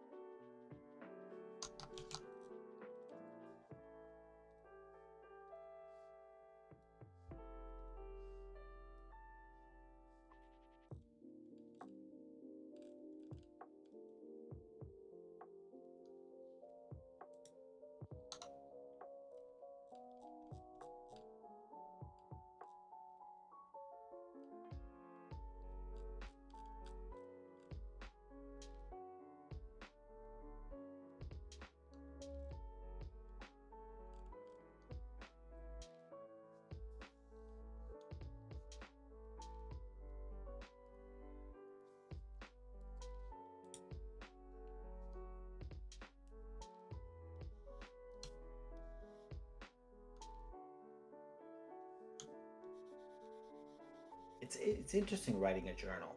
Mm-hmm. That you have that side of you where it's like you have to pause and go, no, you're not writing this from the first person in regards to it's happening immediately. Like you're not like writing the, oh God, I was such a whatever for saying this. Yeah. Like, you would think that, but you're like, would you write that? Like if you're being self-deprecating, you probably would have been like idiot, idiot, because I know I've done that. But I'm thinking of like saying right in this like there's a thing here of like say we met the commanders, we met everyone, and we introduced themselves. I am Thane Aristar, second of my name of Unglathom. Said 1,000 times in a mirror, 1,000 times in a mirror. But the sweat creeped down my back. My mouth was clammy, and I just stuttered over myself. Meant to have my chest out, my shoulders back, my neck long, introduced with dignity, and let my voice carry. And I just slump into, I'm Thane, sir, it's a pleasure. And like how he's responding to like how he's talking to himself in it of like, this is what I need to do next time. But also a fucking idiot for doing it. Because again, this is Thane probably like one of his worst headspaces. Of like, Yes. I'm not the best kind of person to myself. So trying to figure out like how to do it. But I think that's like enough of a nice little titch to begin. But I'm thinking, I'm looking at it going, I'm just gonna be bludgeoning my head at this now, and I'm like, I should get this done because I've started a bit of this chunk now, and then like essentially finish up the just sigh second of this, like maybe a day or two and just sigh, and go from there to be like, here's gonna be the next time I write, which will be all of the journey through. It'll be hilarious if I run out of space in this and I'll just have to copy and paste it all in a Word doc or a Google Doc. Cool! You silly goose! Oh damn! Heck! Call gifting a bunch of tier 1 subs to everyone. Heck! What the heck? For Demi Delight, Fox Fluffington, one for Vaz, one for Lying, one for Cade, all for really amazing people. Hecking yes. Heck. That's primarily so that Core could have his name up there at the golden package. That's all the real reason to it, let's be real. Vaz gets to emotes when they're made. We'll try and get them up within a week or two. Yeah. Now, very important, Chad. Everyone knows the rules. You have to go awoo. You have to awoo! And Vaz, you don't have an excuse anymore. Now you have to go awoo.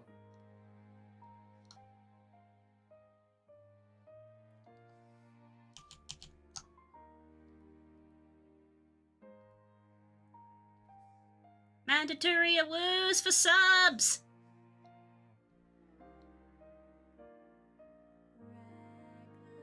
Will awoo for subs. Awoo! Ooh.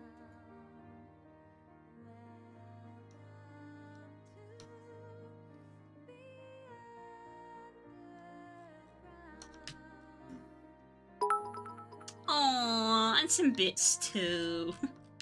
Heck, Bitty Core, stop throwing money. You gotta be able to buy things. I think Core is able to afford things.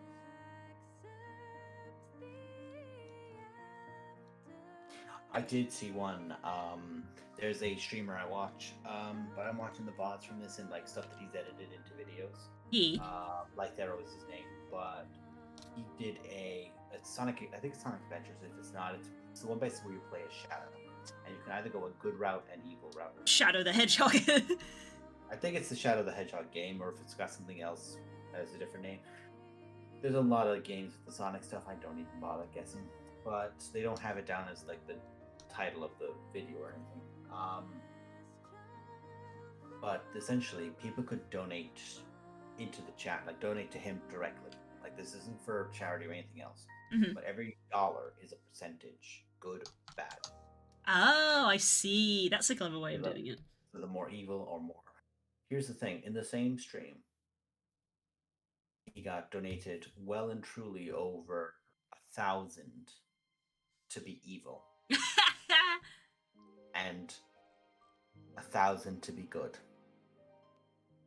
So he kept going neutral in certain sections, but like people were like giving in 3s and 5s and 10s, and then some mad bastard would come in and just go 500, 450,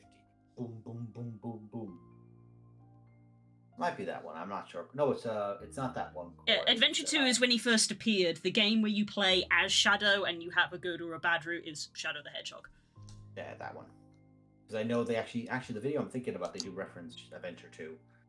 So I think it's the same canonicity. But you might remember that there was the live dubbing. Oh yeah, that video was so funny. The guy who does Robotnik is actually very close friends with him. So he just joins his Discord. And he just like chats away shit with him when they're doing it, and he does the voices of secondary characters. Like, so when Robotnik shows up, he's like, he just goes to full Robotnik, and like he gets the full dubbing out because, of course, I think the guy who like Darrow himself was actually like getting ready to move at the time because he was getting kicked out of his place in Ireland because he's Irish. But he also, like, say, you know that thing which was Frieza and Robotnik, the animated thing, that was done for him because it was Dragon Ball Z Fighters, like it was a fighting game. It's like Tekken 3, or it's like one of those Marvel v Capcoms where it has 3 characters on either side. But it's modded, so it's really heavily modded. So people were like replacing skins for characters with villains, or like replacing them, like, say, okay, so here's, I'll just use a name, let's just say it's Goku. Here's Goku. We're going to replace Goku's 3rd skin with, you know, like the drip, the stupid drip outfit, like, you know, that really crazy jacket that just has like the same word printed on it constantly all over the thing, and it looks ridiculous and bad. That one, and Goku like has his hands over his crotch as like a look at my drip stance kind of thing. That's one of his skins it replaces, for example. But then they were like, no, this one replaces skin 3 of this character with Robotnik. This one replaces this skin of these 2 characters who fuse into one as Shadow, and so on. So like he joined in on it. So he's voicing the villain whilst like there was voicing Frieza in the moment. So like they're very close friends, they're bouncing it off. And I'm just thinking of, I'm looking at Core putting those in, and I'm like, I remember people in other streams beginning to do it where they're like, well, no, I'm going to put in more bits than you, or I'm going to be the number 1 position, or whatever. And the streamers just sat there the whole time going, guys, can I stream? Or I can't. That's what you guys do to me! You guys are hecking Sub Wars! And I'm just sitting here just like, what the shit? Blue, these would be sub skirmishes compared to the shit I spent on Twitch. I wish you have a sub war one day. I do, from the bottom of my heart. You would literally probably be able to cover your bills just from everything I've seen of this map. But that's the dream. One day, guys, one day. But I'm just like thinking of like Core doing that, and I'm like, no, I won't put in the 5 subs. I won't do it. And then my mind just immediately went on this whole thing because he posted up a video was from 2 years ago, the original stream, but they eventually modded it, so like they get people to do like source filmmaker stuff. They get people to animate it. So like, there's a really fantastic animator like that style. Like, if you might know that, I can't remember his name, but the animator himself, he did another one for this as well. He did like 1 or 2 like little snippets of it, and his animation style is just like stupid crazy with it. Yeah. But they do like a section where they're like, oh, this is our Raid Shadow Legends episode, or this is our Raid Shadow Legends like advert, like, you know, they do a segment of it. But what they tend to do is like, okay, whatever raid was or whatever else, that is what he puts into the video. So like costs for animators, costs for illustrator, costs for source filmmakers, all these kind of things, like building them up, and he goes from there with it. So he like uses those to cover it. So it's kind of cool that he does it. And I'm just laughing at the notion of maybe one day, who knows, but just 500% evil, 3% good by the end of it. And it's just this whole time where he's just like, oh wow, I'm going to be like, he actually has like a whole thing set up where you can see on the side going up and down. Yeah, that's pretty funny. Like he goes angry, like, yeah, I joined in literally, like, I just missed it. I hadn't seen it happen on stream, but like the streamer was still reeling that somebody had come into their stream and gifted 200 subs, and they were just like in shock in their stream with all their friends playing the game, and they were like, guys, hang on, I need to address this. I can't ignore this. What the shit? Because the thing is, as well, is like, just like it did with him, their record, that would spam 200 lines. Like, you want to talk about someone who, like, you know, spams in by, like, throwing in 10 bits or something? That's how you spam a chat. That is a chat spam that no one will forget. Like, I was watching a streamer there yesterday. Yeah, they're amazing. Yeah. I think it was actually 2 days ago, maybe. They were doing a stream of... it was just streaming from their office, basically. They got their setup, and it was for the American Heart Foundation, but there are two streamers in Britain. And essentially, they had... like, you know, spin the wheel for the name of the person, and then spin the wheel of what they have to do. So, like, if someone donates over a certain amount to the foundation, it's like, okay, I'm going to pick you. I'm going to say Blue. Blue, I'm going to pick you. And then Blue, you'd have to get up and you'd have to spin the wheel. Mm-hmm. And whatever the fuck it was, like, eat wasabi. Oh, God, Jesus Christ. Or... there was one which was just like, now bear in mind, this is a bunch of guys. One was a spank. So, like, you know, someone took off a slipper, someone bent over, and there could be things of, like, you donate more to say, you do this, or, like, makeup, for example, was one of them. But, like, there was also girls and everyone else who was present as well, like, people who were in between, and it was like, okay, makeup's getting done. And then it's someone that's like, oh, no, don't make me do makeup, and then, like, he comes back 5 minutes. Actually, this was nice. Actually, your gender is mine. But then there's the joke, of course, because they're like, oh yeah, no, that was when one of the girls or like one of the people who really go with makeup did it. Let's get the guy who's never touched a stick of makeup in their life or anything like it. Let them put the makeup on, and the guy comes back like an Oompa Loompa. Oh no. It's very obviously like, you know, like they're tailoring it, and they managed to raise like 15K for charity. Nice. But yeah, the guy, he was able to like do that one. That last video he did was thingy free for making inverts. What the heck you doing? Oh, the Faye joke. Yes, very familiar with that one. Yes, Core, you've linked that to me many times. How many times? Get new jokes. It's coming from me, who is very bad at repetition. Come on, buddy, you can be creative. Get new jokes.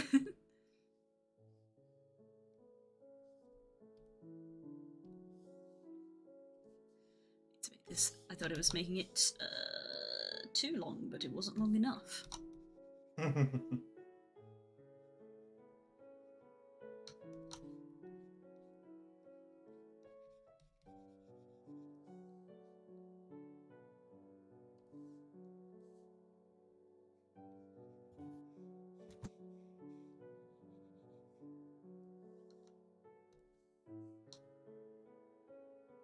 It's one of my, when it comes to a narratively or like written way of saying it, one of my favorite things is to use the silent, you say silently for an adjective to something that's been spoken, like I silently screamed, or I silently begged, or I silently felt, whatever. Like, I think that's one of my favorite ones to always see. Mm-hmm. As like something that, like, when someone says that, I can picture it in my head how someone looks when they're like silently screaming, or they're silently like begging, or whatever else you may say, or just like has that relief where they're clearly thanking something but they're not like vocalizing, you know, stuff like that. I always yeah, which is weird because I tend to be a loud bastard. I'm allowed. I like the cells.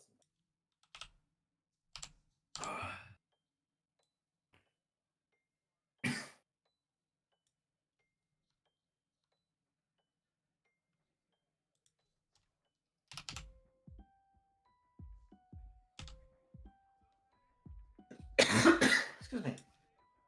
Water went down the wrong way.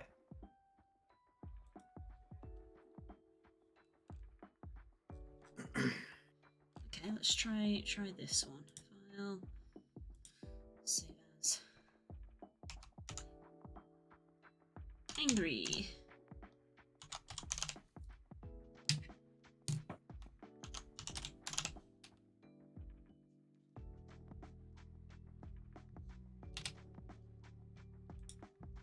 Save as duplicate PNG. Okay. Can we get a new emote uploaded tonight? Let's find out. Gonna find out together. Don't have any new jokes, I'm old.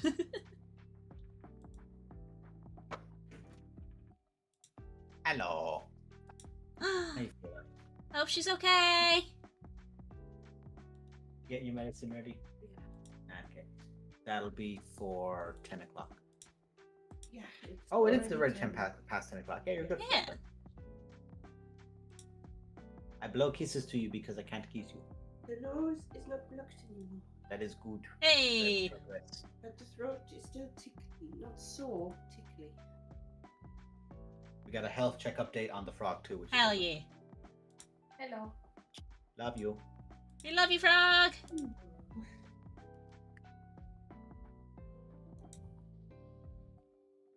Very slowly waddling out. Aww. Love you. Love you. She does not like the term waddle, but it's adorable. She gets it tired like an old nan's waddle. I get like that when I'm tired. Yeah. She's sticking her tongue out at me now in spite of like, bitch, I heard you.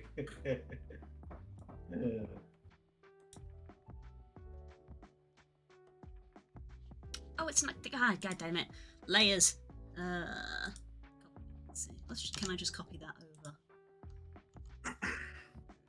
It selected the whole thing. I was looking at a I just want that layer. at the Hero Forge thing because I did see it and I was like, ooh, Hero Forge sounds fun for like doing the couples things and like doing ship things with it. But then I stopped, went and looked at it and was shit. Actually, this doesn't make sense because I can't do the pro thing yet, so I'll have to wait for them to do it, and I can then like do the ships. Because of course, I think when Curls did her thing of posting up the duets from Okart, which by the way, is on mine when I see those. I know, right? That's so good. So good. She is so talented. I just cannot emphasize that enough. Clip that if you want. Curls, have that serotonin free. But Mally saw that and immediately at the bottom was just going, I need this for Silver and Thing now. It's also hilarious to give you like a really good concept of this is how tall certain characters are. And this is how tall some characters are not.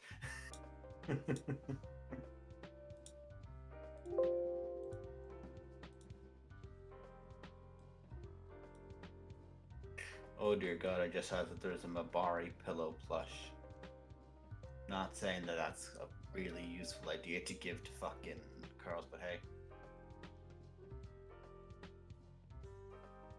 Like, here you go, have a plushy puppy.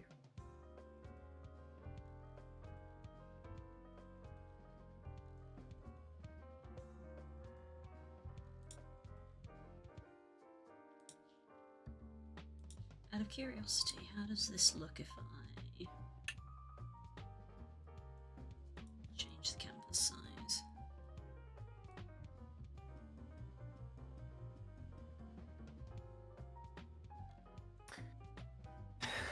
You know the worst part, Lou, looking at those duet hero forges?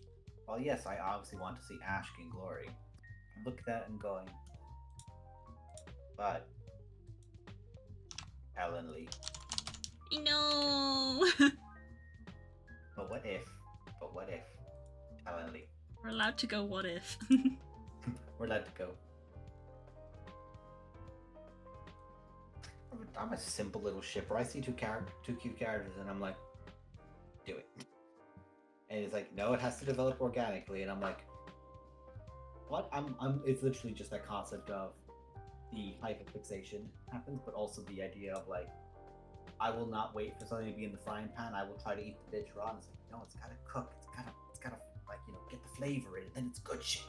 Yes.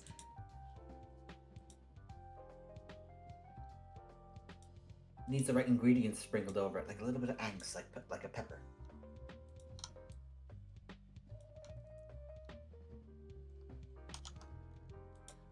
File, save duplicate, PNG.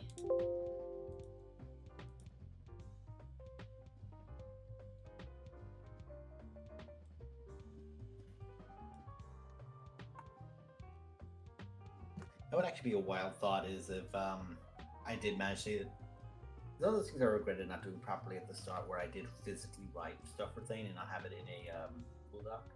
Because if, like, for example, Zal being Zal, ever steals Thane's journal, Mm-hmm. I could just be like, okay, here's the link. And just let him go through it. And again, I still think it's interesting. I'm very tempted to have like Thane have like 2 or 3 pages left in it. You know, like we have more than 2 or 3 days worth left here, and of course they're going to be very intensive. But the idea of like having so few pages, like I'll need to get a new book soon. Just like one of those like little tragedies of like, how do I explain this properly? How do I explain my idea for more angst? Thane gets a new journal, like he fills out the old one, closes it. Tragedy occurs, Thane's there bleeding out. But I just got a new journal for my adventures. Cause I'm a prick at my own boy. I'm a prick at my son, I'm like make him hurt. Give the page a refresh. I'll do the same. Ah! What do we think, guys? Angie. Angie.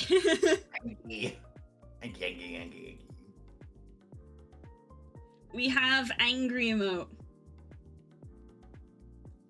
I don't know if I need to maybe edit out more of the body and just focus more on the face. I'd say it works. The body, here's the problem. The head, the amount of the, like, you know, top to bottom that the head's taking is what I would say it's quite enough that if you were like to try and cut more of the body out, then you've just got your chin resting on the bottom. Yeah. And I think it's better when it doesn't, because it also reflects, like, say you're like, yeah, you have your head one, but your head one here is like I'd more say that's like, you know, you're poking your head up going, oh, yeah, from somewhere. Yeah, because again, it's one of those things where it's like when you're doing something so small, pose and shape has to communicate a lot, and obviously that having the head like tucked into the body is what is sort of defining the anger in almost. But it's very very hard to judge because I know before anybody asks why are you like drawing it really big and then resizing it, because I cannot physically draw it really small, and when I have in the past made emotes by like drawing them really small and manually scaling them up down myself, I cannot get them to look right for some reason. It is easier for me to draw them bigger scale and let Twitch crunch them, which sounds so weird to say, but it's entirely true. Every single emote I've done in the past, if I try to manually resize them, they look trash when they're uploaded. If I keep them large and let Twitch resize them, they look better. So that's why I'm doing a lot of like looking over, fiddling, coming back, making a change, looking over, fiddling. I'm basically making a change, uploading it to Twitch and letting Twitch resize it and seeing how it looks in Twitch.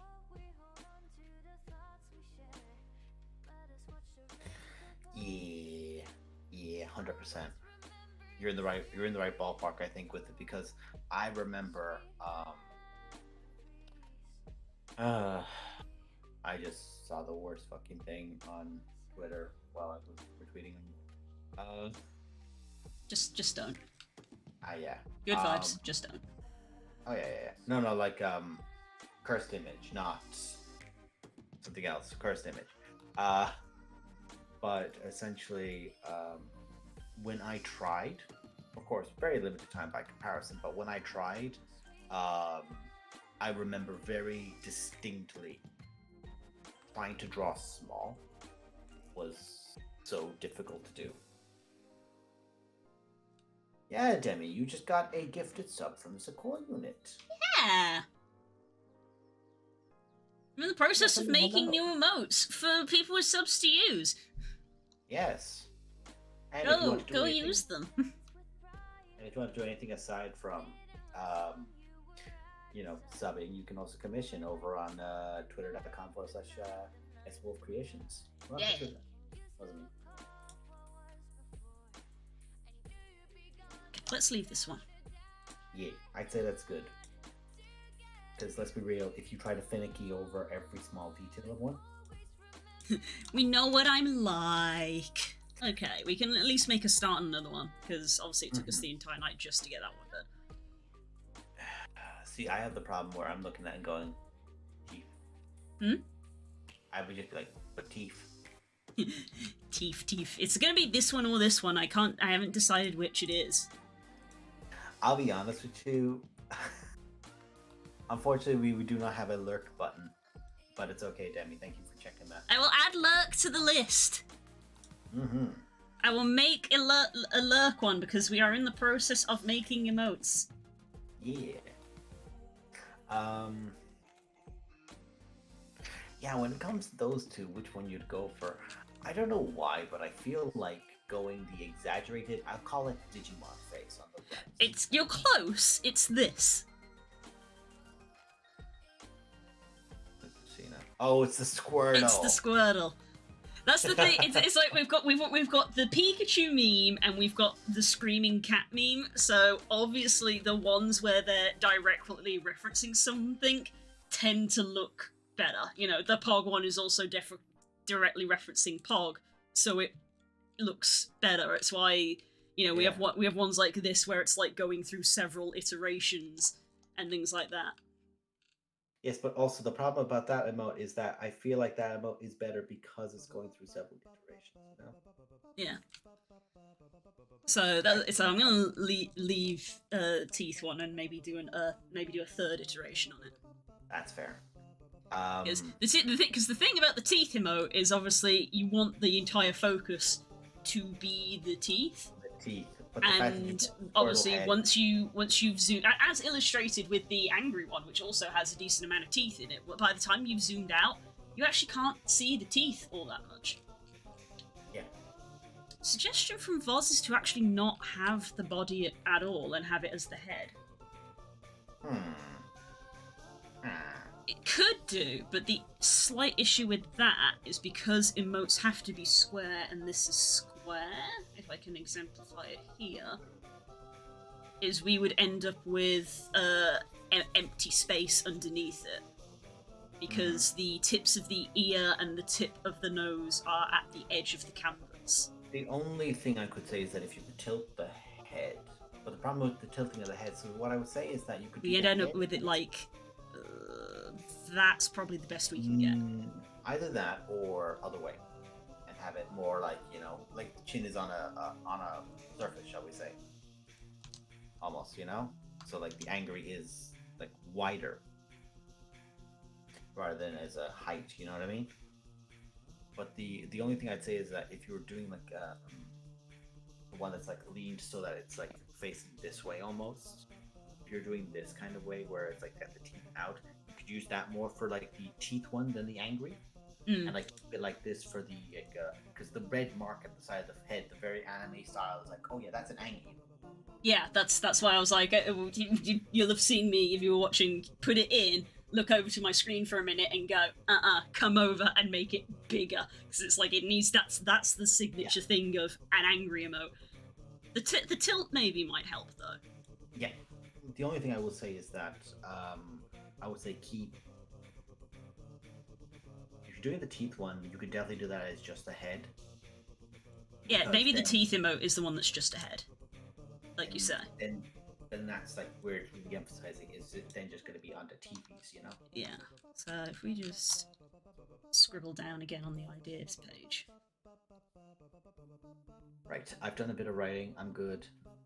Warhammer. Which one of the Warhammer games? I don't know. One of them.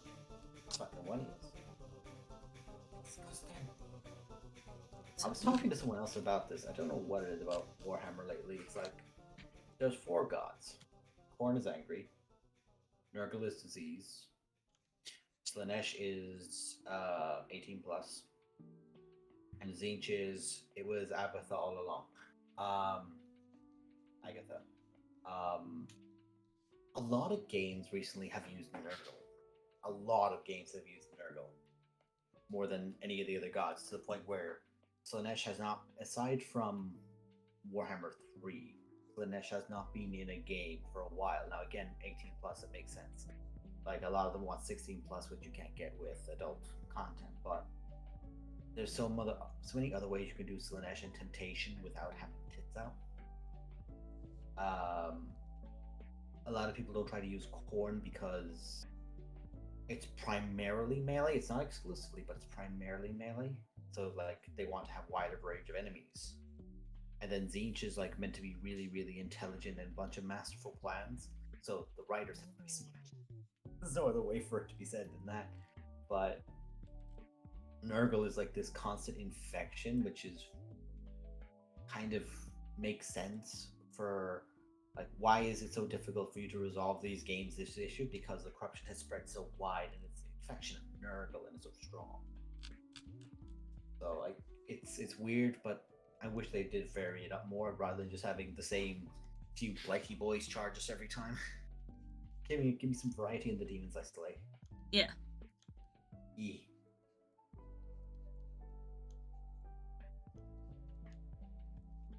I remember I was talking with BB about this. Oh yes, I just looked over and I saw the teeth. Perfect. That's the kind of emphasis on Yeah. So when you zoom out, it's like 90% of the picture is teeth. It's about the teeth. But yeah, I think I maybe will tweak the emote with the angry with the rotate. I think the rotate down is actually a good call. I'll do that like later. Really heavily emphasized like. Yeah, like I said, again, emotes are they're all about exaggeration basically. Mm-hmm. Emotes are all about exaggeration. And that's the benefit as well of like the downward one is more of an emphasis of the snarl, whereas the upward one is more emphasis of the. Yeah, it's like teeth isn't necessarily an angry thing. It's just a meme. Teeth, teeth, teeth, teeth. Teeth.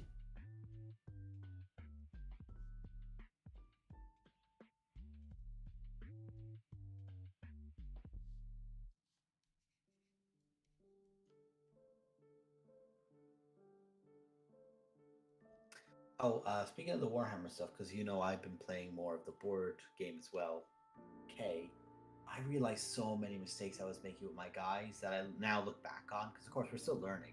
But I realized like the guys I'm using are like salamanders, like the drakes. Yeah, you've told me about salamanders before. Yeah. They are. I looked at some of the rules and I was like, oh, this means that they're able to field fire-based weapons more efficiently. No, they get to use them infinitely more efficiently. Like they have.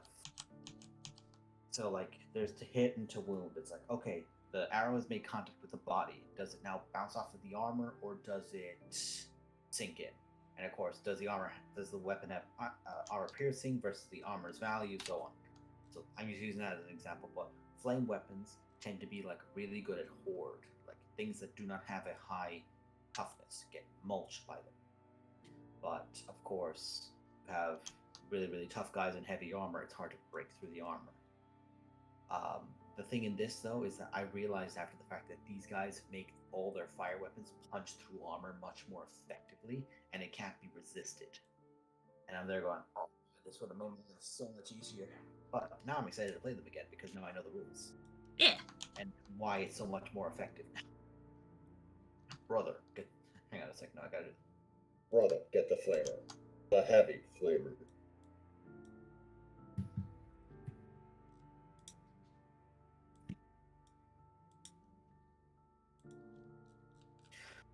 I did tell you as well that there's a new enemy in Darktide as well, a new boss enemy. They have the Beast of Nurgle, which is just a big the Flamen Waffe, which waffs the Flamen Jar. Oh, it's good jar. They have the like a plagued Ogren, which is just like a massive ogre. They have a Beast of Nurgle, which just need to Google it for 5 seconds to understand what it's like, but it's literally if someone those kind of leeches with teeth on the mouth, like just like the hole. Lampreys. Yeah, kind of like a lamprey mouth on a slug, but the slug was about 15 foot long and stood at about 8 foot tall when it's like pulled up and it has 2 digits that try to shove people down its mouth. Then there's the third one. So we all remember the Wonderful Witch from Left 4 Dead. That's not really been in any of the Fat Shark games. Like, an entity which you have to avoid, and if you do not avoid, she will down one player, like almost guaranteed. Here, demon hosts are that. They represent the do not let this character see you, do not awaken it. So what it is that either it's someone who's incredibly devout, the lore of it is really fucked. It's either someone who's incredibly devout or cultist, and they get captured and or the cultist willingly does it.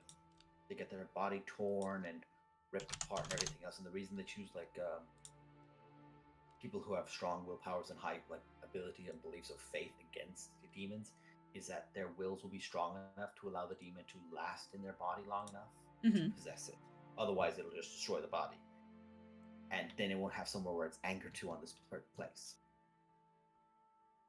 Cultists, of course, tend to fail because they're weak willed, but the drawback of it is this thing of it just curls up in a corner, and if you put a flashlight on it, yeah, I think that's a little bit better, honestly. Ever so slight change, but yeah. Yeah. There you go. I'll leave that one.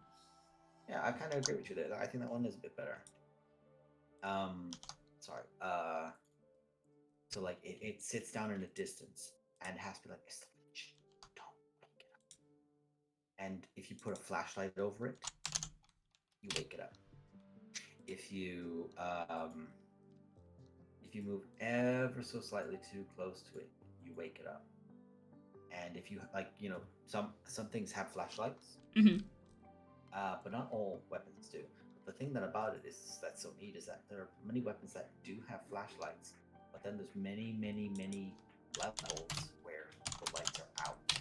You can't see ahead of you, but your screen begins to frost over when you get too close to it. Like how in paranormal games, like things tend to get frosted because the temperature drops with the ghosts nearby. I get you.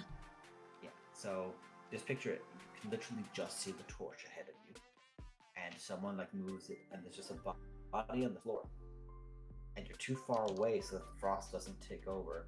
But then it looks at it and see it as this thing as it rises up and turns to face you, and it then you might start shooting it, but it's beginning to move, so it's in the air moving, so it's quite difficult to actually shoot because its hitbox is actually very thin.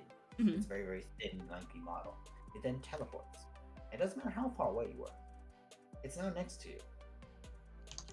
Every attack it does what's called corruption health. So if you have 100 health, corruption is the effects of certain things. So you can certainly heal yourself with medipacks and the like in this game, but corruption is you cannot heal this until you get to a medipack station, which has a really intense thing that can heal you, or you leave the level. Those are the two things. They're the way to do it. So it strikes you, and if you get downed, you're its focus of attention. It will then raise a hand and begin lifting you up in the air and begin choking you to death. Oh, lovely. So you're being lifted up and you're choking, and it can't be interrupted. So if your allies are trying to interrupt it or knock it over, it doesn't matter. It's now done. It's a DPS the entire time. Once it's awoken, it is a DPS race. You have to kill it as soon as possible. It's a really fun boss. But the thing about higher difficulties is that you can get a mode like a side objective, which just has a lot of them appear. So you can have 3 or 4 of these on one mission. Now again, you can go around them for a lot of locations, but many other locations where you just don't have space. You're just stuck. You have to awaken it. So someone has to take the bullet of I'm going to wake this thing up and get my defenses up and put up my guard and keep blocking it while you guys shoot it. But again, it's fast, and it strikes you fast, and it breaks your guard very well. One thing that's it's actually given it a lot more credence now is the Ogren, because previously higher difficulties things just shoot you a lot more damage, so having a massive target is really bad for you. But the Ogren can bring a shield which lets it shoot it once, it blocks everything in front of it, so smaller guys can be around him shooting at its sides while it's got this great big blockade up, which is great for him.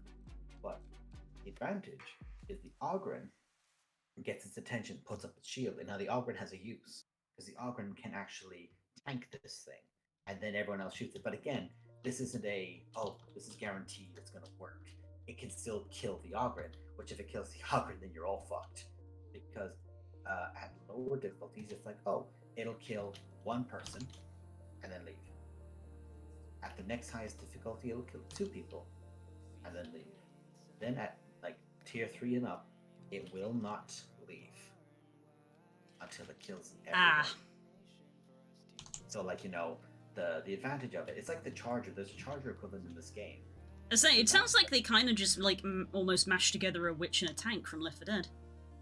Yes, they did in a way, and it was a good way for them to do it. Honestly, I think it's like a really clever way to combine the two. But the advantage, it's. I will say that if you get your full focus of fire on it, you get all these guys get to shoot it. They'll do great damage against it. It is possible to burst it down and kill it like you could a witch. But the advantage is with a thing is that if get unfortunately where it's like there's a horde or something similar, you have to then choose between it and that. Like I've actually had AI in this game because the AI for some of these games are really smart. They will actively stand on top of the witch and shoot you. Because if you misfire, you hit the witch. Mm-hmm. Or you hit the demon host, which is what it wants. The AI is aware of how dangerous the witch. I keep calling it the witch. It's basically a witch. It's basically a witch, yeah. But they're aware of how dangerous the demon host is and will shoot you from atop there to get its attention. And I'm like, that is absurd. I'm not a fan of how clever that is. Because a lot of the AI in this game are really clever for the sake of they'll throw out an attack and then they'll run. Or if like say there's no host or anything, the AI won't have it charge you. Like there's a few units that are like mindless, shall we say. They'll run at you, like demon affected things, they'll run at you, but like trappers, which are like they're like hunters, but they shoot a net from a distance and pull you into them. They're like the smoker in that way. But instead they throw out their net and then they'll drop you, look at you, taunt you, and run. So they'll leave you there trapped. But the thing about it is that if one of those guys who are intelligent, like, a humanoid, shall we call them, were there, they're not going to charge into you alone. They're going to wait until there's a horde, or they're going to wait until there's more special infected, essentially, and infected kind of still works because this is a Nurgle-based game. Special infected is there to charge you as well, so they'll wait for a what will be the equivalent of a leaper, which in this game is a hound, to jump you as well, or a charger to knock you over. But one thing they do quite well is like, yeah, the charger will, or like the hound will knock you over and so like take you out, but the mutant, which is the equivalent of the charger, rather than like a hunter, which is the hound, like jumping on you and keeping you pinned down. And again, every one of these that hit you do like corruption damage to your health. So like your permanent health gets reduced until you get to a Medicaid station. So like, there's drawbacks of letting specials hit you, which I really enjoy. I think it's quite cool. But like, they'll hold back and they'll wait for like other things that would run in and go at you first. Like if there's a demon host, they will wait around the demon host. Like I've seen AI try to use a trapper to pull you in on top of a demon host, which would then awaken it and you're trapped on top of a demon host. Like shit like that where I'm like, that's annoying how clever that is. Like that is like the DM has done something very clever in the game. You're like, oh, I don't like that. Oh, I do not like that. I don't like you being smart. You being smart is a problem for all of us.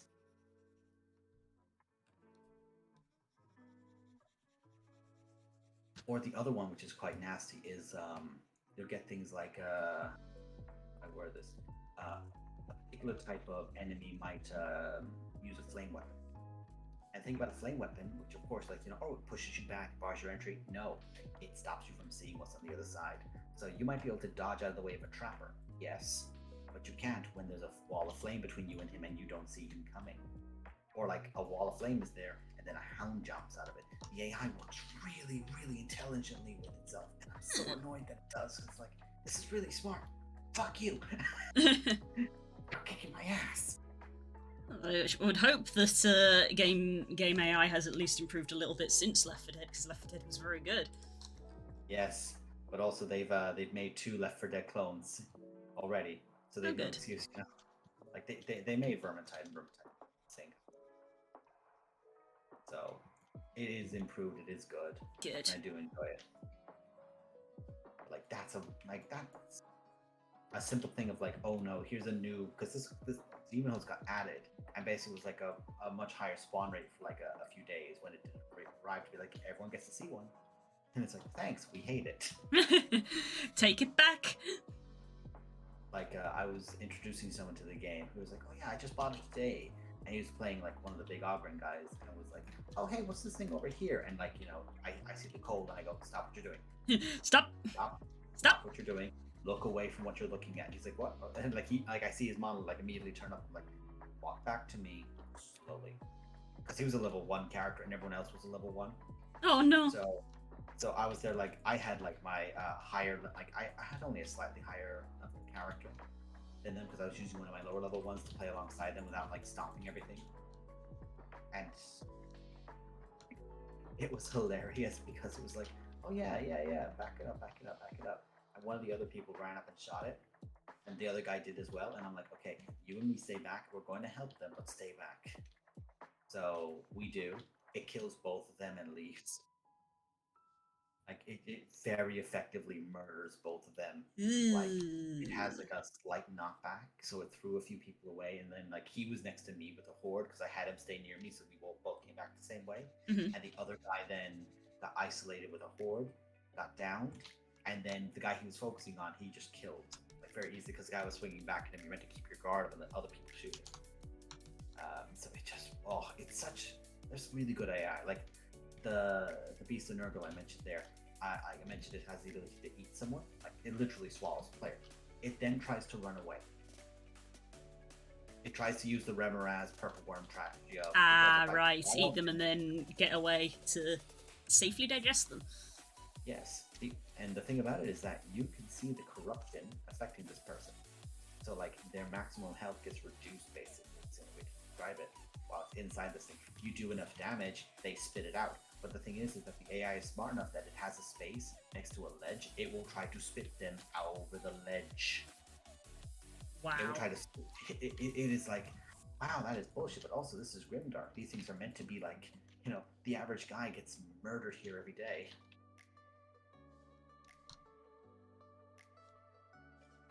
But it's not just like, oh, everything can kill you, because like, the Beast of Nurgle has a thing when it tries to run away from you, it has a big bubo on its back, which is a really, really easy damage spot. Like it's very wide, and like anything that, if it's running away from you, can shoot. So your friends have a really good opportunity to free you from it.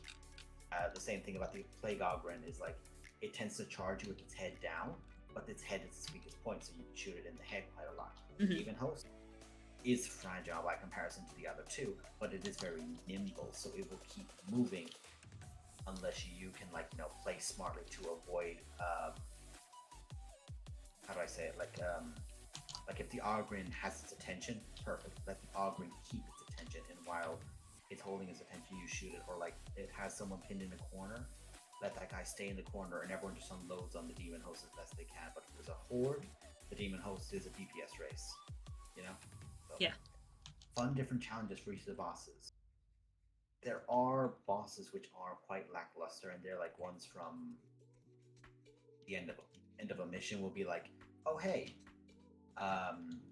you have to go and kill this like lieutenant, shall we say, or this captain. Thank you for the save. Very important.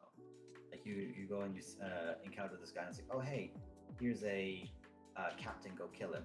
They usually have a barrier. You have to break it down, and then you shoot them a bit, and then they'll put up their barrier again.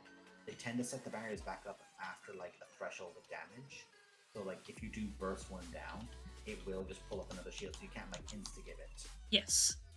But at the same time, it's still easy to brute force it down because the shield is very vulnerable to physical attack. So in earlier difficulties, and again, it's quite funny, the Ogrins can be used as like, yeah, just get like 1 or 2 Ogrins and they can just run up because they're very hard to knock over because they're quite stable characters. And they'll just stay in the front of the melee and just keep swinging against this guy to break his barrier and then bully him into the corner. It's literally just 2 big broody guys just beating him into a corner with knives the size of machetes. Which is funny. Which is the point of Ogrins, like it's meant to be a kind of a funny thing.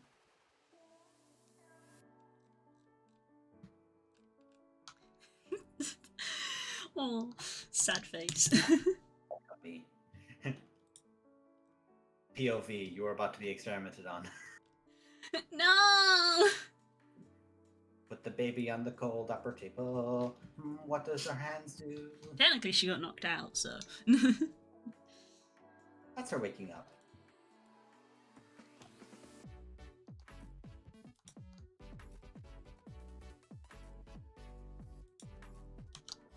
Ah, the frog is here. Hello, frog. Hello, fuck. She is in the chat. Oh, that's dirty. Oh, that's fucking dirty. So. And Rise! Hi, Rise! Hi, Rise. I'm making emotes. Yeah. I mentioned to you that the AI can be smart. There is an Ogrin shooter, essentially. So, like, it's a big, burly enemy character with a heavy gun that can shoot you guys. It's standing on top of a fucking demon host. And it is like a massive unit that's really hard to remove and does a lot of damage, so it's really hard to get around it. So we're just here like, the fuck do we do when I'm running out of ammo? Sheesh. Sheesh! Sheesh.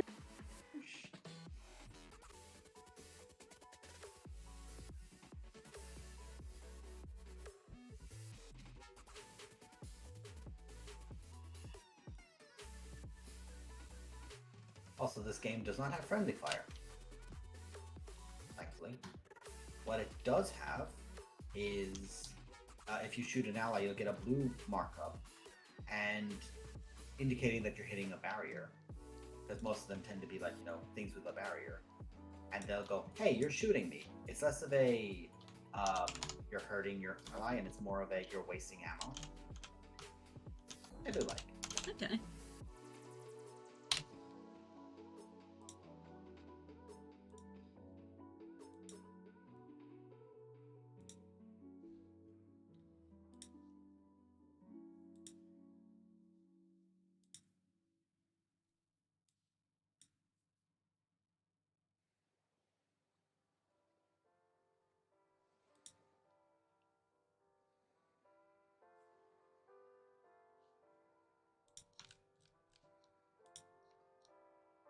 One of the guns you can get in this game as the trooper, which I quite enjoy, or the sharpshooter I should call it, is the correct name.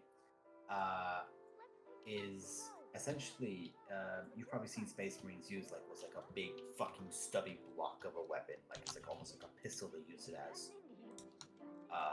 It's basically their like a standard issue pistol, shall we say? Mm-hmm. Well, here normal humans can use it like a rifle. And the thing about it is that it's like this obvious big blocky, like it doesn't really have a lot of purpose. Can you throw that sound stuff for that room? Is my sound that bad? Is my sound that obvious, hon? Is it echoey? Mild echoey. I did joke with Frog before about the idea of making myself a little box. That is what we said when you first came in. You were like, how do we sound? And we were like, fine, you just sound like you're in a shoebox. Yeah, but I'm going to get like a little shoebox here and give it a little bit of padding along all the sides. And I mean, you've seen what me and Spook have in our room. Yeah, like that's my plan of like giving it that, and then on all the sides I use like a little box, and that's what it is. Like just like the exit side where my face place is. Yeah. Oh god damn it! Who fell over? Yeah, our thing that we made is on a wooden frame that Spook made, and they're stuck onto it, so it's essentially hung up like a massive like picture or something. So when we go, we literally just unhook it from the wall, and it can go with us. Yeah, that's what I'm thinking. Is like something just to absorb that sound as well. Yeah. Apparently, the like actual like zigzaggy up and down bit is part of the important. That's why they look like that. That's the important thing. Like if it's flat, it wouldn't absorb the sound as well. Because science time. The science show. The science show. Piano. Piano. Whose idea was this? Basically, if you have sound coming and hitting a wall, it's just gonna go like that, and that's why you get echoey. Whereas if you have sound coming and hitting zigzags, they come in and bounce off each other and disperse. The sounds come in and sort of bounce more. That's why they look like that. It's a surface area thing, yeah. Yeah. It's surface area and angles.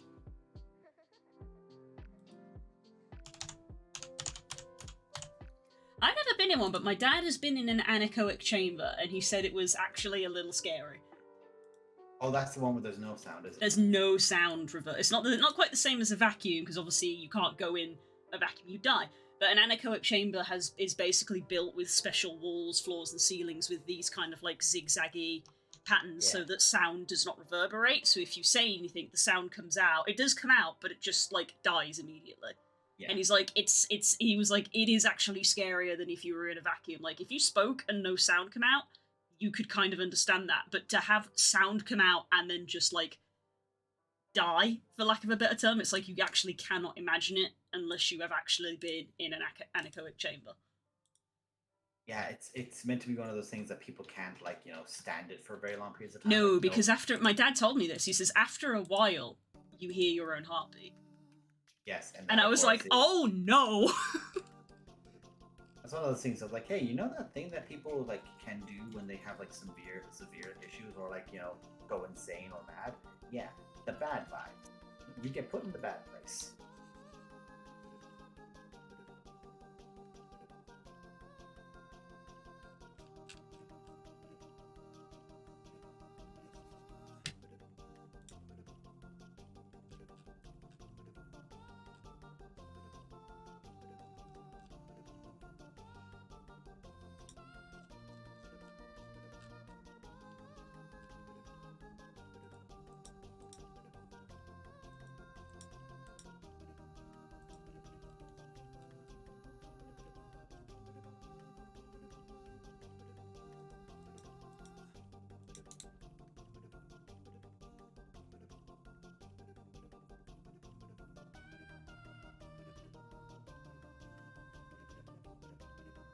Yeah, to finish that thing about the gun I was using, it's essentially like this big heavy gun that, you know, has like 15 bolts in it. So it is like, you know, like a large pistol clip essentially, but the bullets it fires are like the size of a phone. Or like I think someone described it before. It's as if someone could shoot rapid fire monster energy cans at you. But if you like hold down on it, it's pretty much just like a sniper rifle's equivalent of, you look at it, you shoot someone, and it's like a sniper rifle. You just point, click, and the person disappears into a red puff.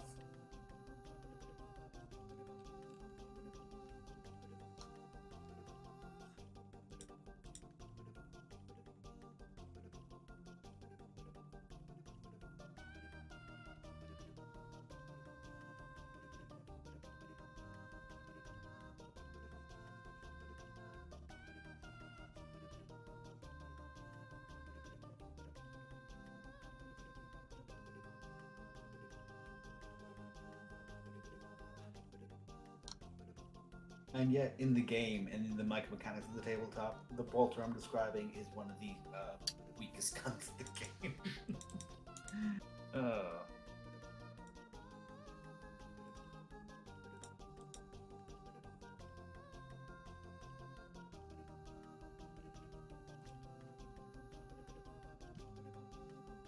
It's a frog. Is she there? Is the frog taking her medicines? Do I need to come in and get her anything? This is easier than me shouting. I mean, I've just realised that it is 10 past 11, so I should actually be stopping. I think I was pushing to maybe try and get this done because it's very close, but I shouldn't be doing that because I do need to be up early tomorrow for adult things relating to selling houses. So I need to be up. And you need to be conscious. I need to be awake in the morning. Good frog. So, yeah, I was gonna try to get this emote up so that we had 2 emotes, but it's not gonna happen. That's Cool. fair. Cool. That's a very different. That's a very different account, Core. No. It's not this account. You need to worry about that with me, Core. It's a different account. Right, but we got this done. Yeah. My face when I don't get the second emote done. Very fitting. Right. There's not a lot that needs to be done on this. Is basically I noticed a slight issue that's very minor and would probably bug nobody else except me, but because it bugs me, I am going to go fix it. So assuming that I will probably fix tomorrow. Assuming that my thing that I have to do doesn't take all morning, which it shouldn't, I will be doing an art stream tomorrow afternoon at 2 o'clock in the afternoon. So I'm going to be doing more emotes. Because the thing I need to do on this is so little, if I have the time, I might even try to squeeze that out before the stream starts, so that when we do the stream, we're working on something new. So yeah. Nice. Okay, after that, it's going to be at about 8:30 in the evening. We'll be mine and Curls playing through Dragon Age. I've never played through Dragon Age before, so we're having a good time of me experiencing it and Curls Yes. trying her best not to You've backseat. decided on where you're going next, haven't you? Yes, we decided to go to the forest and basically go see the elves. Yes. Oh. We're going to go see my people. Anyway, and then Thursday, MMO time, where we're going to be playing through some Guild Wars. I'm going to continue playing through the Heart of Thorn story. It is good. It's getting good. Friday, we should be having some game time with me and Spook. Probably going to be playing Minecraft, hopefully. Saturday I have off. Sunday is Pokemon Sunday, where I'm playing through Pokemon Mystery Dungeon Explorers of Sky. The story is getting really good in that, because we've just met Grovyle, and we're trying to capture Grovyle, and it's getting so heckin' good. You need to be there, guys. It's like the best part of the game. And then it comes back to Monday, where we have another art stream in the afternoon at 2 o'clock, and then back around full circle to Tuesday evening art stream. Thank you so much for keeping me company. That's a very nice evening. Thank you so much, everybody who has been here. I hope you have a nice evening. I hope I see you tomorrow. Thank you, Core, for the 5 gifted subs. It means I can keep doing what I'm doing. It basically helps me sleep a bit easier at night. Cool. Speaking of sleeping easier at night, I'm gonna go to bed. Love you all. Much love, everyone. Good night. Bye!